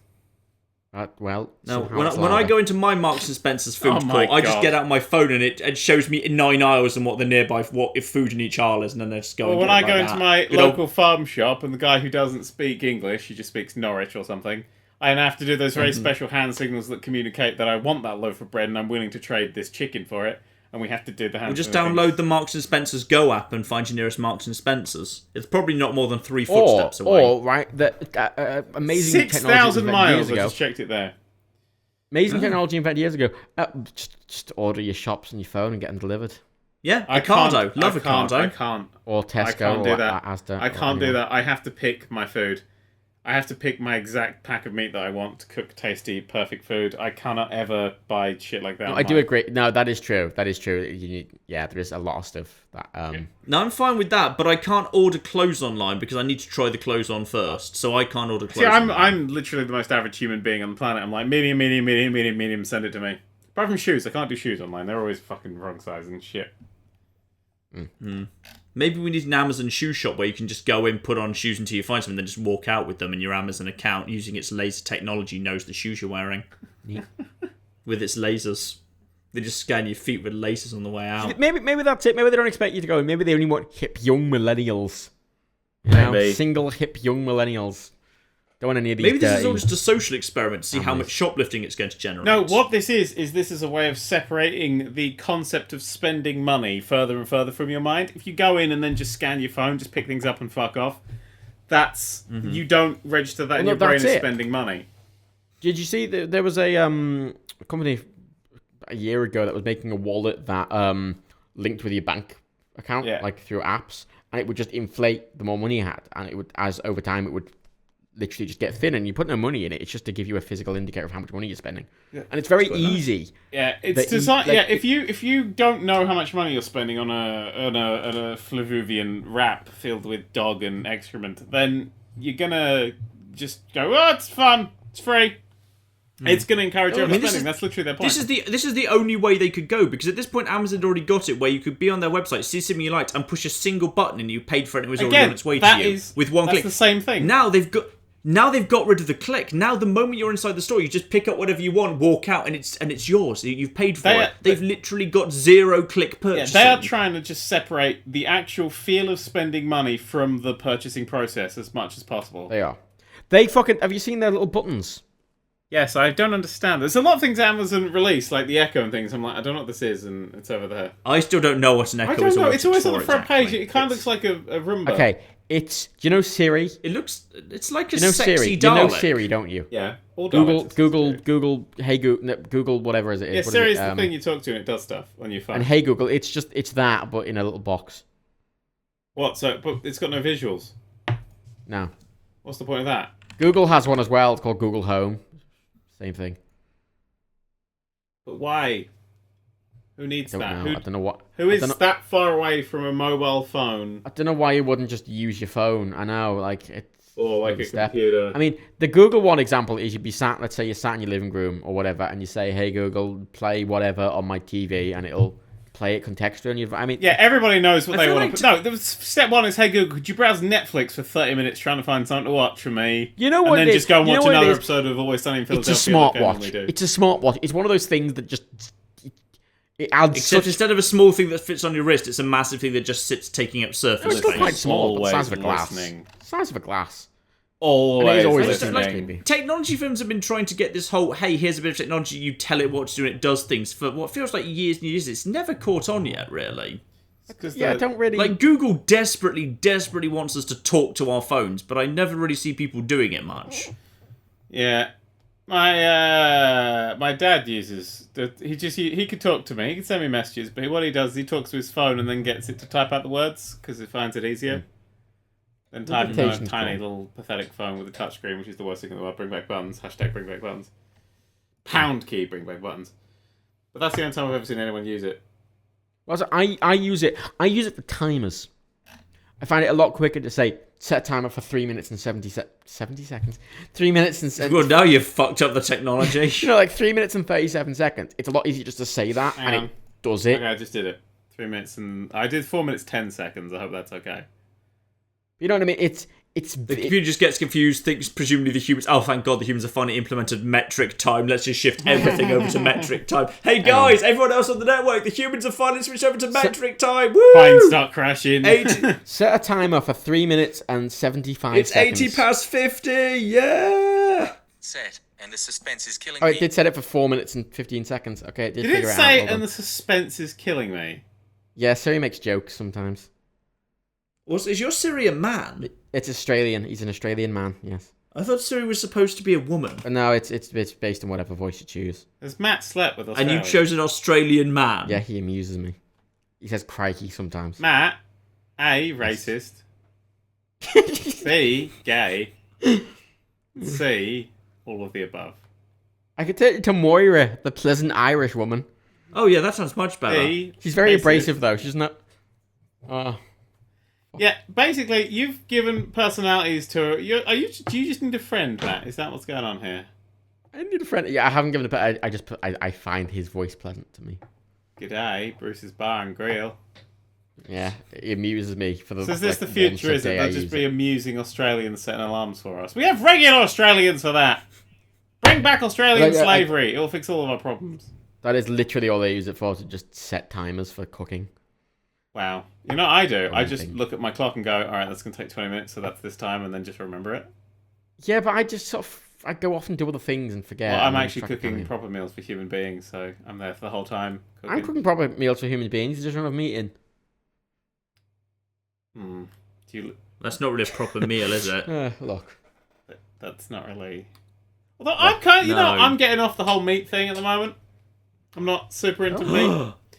I can't, you see, the problem... Even bacon? I had about 15 rashers of bacon this morning, but no, I'm kind of... But other than that, I'm really not into I've meat come at to the the minute. conclusion that you can pretty much get rid of meat from my diet and I'd still be alright. Because I eat so much fucking veg. It's just, veg is the best thing. Meat's a nice So thing. basically, you're over meat aside from the giant pile of meat you eat. Yeah, it's like I could quit at any time I want. It's I've now got to that point before I eventually relapse and you'll find me with it like Have you ever kebab tried in a veggie gutter. burgers? Yeah, I cook good veggie veggie burgers. burgers. I do sweet potato burgers. They're very tasty. See, they're very good, and that's like I think. But there's one thing I would like to point out, right? Vegetarians, right, with that fake chicken and fake mint shit, that I don't like that stuff. is Hitler. You are hate Hitler. that stuff. That is the worst thing that you could do. Because that's like going, we don't I hate eat that meat. stuff. Let's eat Awful. fake meat. No, it's That's like pretending. That's like someone who doesn't rape pretending to rape someone. No, It's, a lot of it's people just say it's a terrible. nutritional supplement. No, people say it's a nutritional supplement. Frankly, I've never eaten like the fake meat stuff because I chose not to eat meat because I didn't like meat. Like I don't. Like why would I want fake meat? That's the fucking point. I just eat other things, and people always go, but you've got to be healthy. Amazing. You can get actually all your nutrients from vegetables and cheese because Yeah, tell that to a how- fucking vegan. Vegans all look like they've just returned from like 70 days and 70 nights in the fucking desert, don't they? Oh, being vegan just there's just like you can't eat croissants. Like what? Oh, Vegan has many problems. The main one. like, there's so being many tummy things. stuff. I think people don't realize when they say, "Oh, I'm thinking about going vegan." You don't realize how many things you suddenly can't eat. Eggs, Because cake, there's so many things. all cake, anything There's with so many things flour that in. have eggs or milk in. Literally everything. much Anything with But but a batter, slightly thin mineral gruel. pastry, fucking any sort of Yeah, cheese. How can you live without cheese? don't understand it. Although That's the I do thing, like, you like, can I live without do, meat, I but not do cheese. dig fake milks, like milk from not cows. Like coconut milk is fucking delicious. Coconut milk, right? Yeah, If no, they were like, don't know cows anymore, I would like, all right, as long as we still got coconuts. It tastes like full fat milk that's been watered down a little bit. Yeah, It's literally what it tastes like. It's great. Do we have any gaming news left? I realise. No, I think probably we should wrap this up as we're coming up on 3 hours, and we have indeed caught up very, very nicely. We? Shit. Yeah, I think we've actually covered most of the big stuff from November, in fact. What else came out? It's got to be something. I feel like there was another big thing we didn't mention. Hey, Twitch chat, this is your chance to It shine. was. We'll was, I probably swear there we'll was. figure it out next week if there is. I've been playing Overwatch. That's Who gives a fuck? something. Yeah, that didn't come out this I in know, November, but though, did it? well, you know. It's about bloody time you did. It's good. It's a good game. Roller Coaster Overwatch. Tycoon World came out. No one cares about that. I got married. Planet Coaster came out, but I think you may have noticed that already, Little Dan. bit. Yeah, A little bit. yeah, I got married. That was the Last big of Us- thing. Yay me! Yay, I'm a grown up. People are Guys, saying I'm a Last of grown Us up. 2. Oh, who gives a fuck? No one. It's a piece of shit. That's gonna rile up the end of it. I don't like Naughty Dog's games. Don't care. Don't give a fuck. Is it only me that gets like their animations look weird? I think their animation's okay. For me, I just don't really care for their way of telling stories, which is to interrupt awesome video games. I agree, but I always get put off Naughty Dog games because their animations always look a bit. Uncharted's I like don't know, they look- when your mum's trying to talk to you and you're trying to play something and she keeps coming in and telling you information that you're not taking in because you want to play the game, but she keeps telling it to you anyway and then gets annoyed when you're not paying enough attention. Yeah, that's me and Claire summed up. Right now. But like, I just Trying to save the world, I don't want to hear about Bake Off. For fuck's sake. people were saying about The Last of Us 2, saying they didn't want more of the like Ellie story No, because because it's a dumb. It ended nice, but of course they're going to kill No, off but Joel or something. Then it's going to be like, oh, this is it. This is the exact same criticism I had for the Walking Dead game because it ended really nicely the first one, and then they went money, and then they made a second season, and now they're making a third season because money. That's it, John. That's it. Well, the problem with things like this is that everything that starts off well and is like survival eventually descends into shock value because it's all it has left. Like Walking Dead told its tale and is now about 5 more seasons after that. It's like, hey, this guy died. Who gives a fuck? I had this beautiful like singular story, and it ended, and it was good, and it just dragged it on unnecessary to make money. But I've just remembered what one of the things we forgot to talk about, John. Fucking Batman the Telltale series. Fuck me. How about we save that for next week? Because I feel we need to take that apart properly. And the actual. hate The it. reason I why we should do hate next week, it. the finale's actually out next Tuesday, so we can actually have played the finale and we can tear it apart I next week on the hate podcast. it. Hey guys. Let's Guys. Knack 2. Knack 2 was announced. Are we hyped for Knack 2? Oh, Knack 2. Oh, didn't we ignore Knack 1 enough? I swear we ignored that Rise- pretty damn. Rise 2 I think as well. everyone Rise ignored getting that lots pretty of sequel. thoroughly. I've played Knack 1. Not a lot of it because it's like the worst, most. I feel boring like maybe video a second, like the idea is No, kind of no, solid. there's no idea but- there. It's here's the thing that falls apart, and we've got nothing to do with it. And Rise too. The idea wasn't solid. The idea behind the idea was solid, which is the idea of let's be able to make whatever we want out of little shapes, and let's be able to be really creative and create a protagonist with different powers based on how we use the shapes. That's fun, but the way they implemented it had none that's of what that, I so mean. it doesn't matter. That's what I mean. And of course, John's favourite Rise 2 was announced. I believe. Apparently that's not necessarily. It may have been cancelled quietly in the background. Oh, that's a shame. Hopefully. There's really limited information on that, so I'm hoping it's been cancelled. Secretly in the Because background. apparently there hasn't been any information on it for a long time. Because the original Rise hurt me very badly with its fake alternative history that just smushed all various bits of the Roman Empire together, and then bits of Lord of the Rings too, because fuck it, that's more interesting, I guess. No, seriously, they made Dover look like Gondor, and if you've actually seen the Roman ruins at Dover, no. It's like a No, hut. they don't look like... It's half a lighthouse. Yep. The Romans basically built a lighthouse at Dover, and that's pretty much it. But and a small town. But other than that, no. But according to Rise, Son of Rome, Gondor was there. Giant towers with chains to trap and destroy ships, and massive white gleaming city that genuinely is literally more impressive than any city that currently exists in the UK today. It was just there in the ancient world. But I don't know, maybe King Arthur built it himself. Fuck only knows. With his magical elves. But hopefully Rise 2 doesn't exist. We live in hope. Let's live in hope. Right, that was the thing. We're We're gonna go now and watch Star Trek. And next week we'll tear apart Batman because its season finale is on Tuesday. So Matt and I will definitely play it before the podcast so we can tear the shit out of That's it. if we do the podcast because we may be doing another thing. But I just remember that. Ooh. Yeah. I hate it. What? The other thing or Batman. Oh, That okay, is good. not Podcats. Cool. Grab a You card seen the back. Batman minifigures? The Lego. The next collectible Don't series. They even. look pretty fucking good. Don't even. They look pretty good. There's 20 of them to Don't collect. even. A lot. I cut. There's so many Batman sets. The minifigs, and I'm gonna have no January fucking 1st money. is gonna be really bad for us. With a massive decrease in money and a massive increase in the amount of Lego we need to buy. Oh well. Bye everybody. Goodbye. Good night. That was a bit delayed there, John. Good job. Sorry, I was literally turning the mute off my thing again, so I was typing. So I just had to demute the mic before I said good night. Just when you're editing it, just shuffle that a bit closer so people don't realise this just happened. Also, edit out everything I'm currently saying. I've done that several times. I've shuffled you a bit closer. Excellent. Good night. Good night, everyone. Again.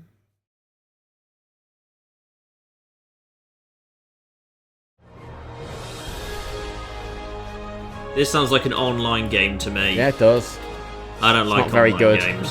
Sounds cheap. Why is it this playing the Superman theme? It's Star Trek. That does sound like someone just crossbred Star Trek and Superman.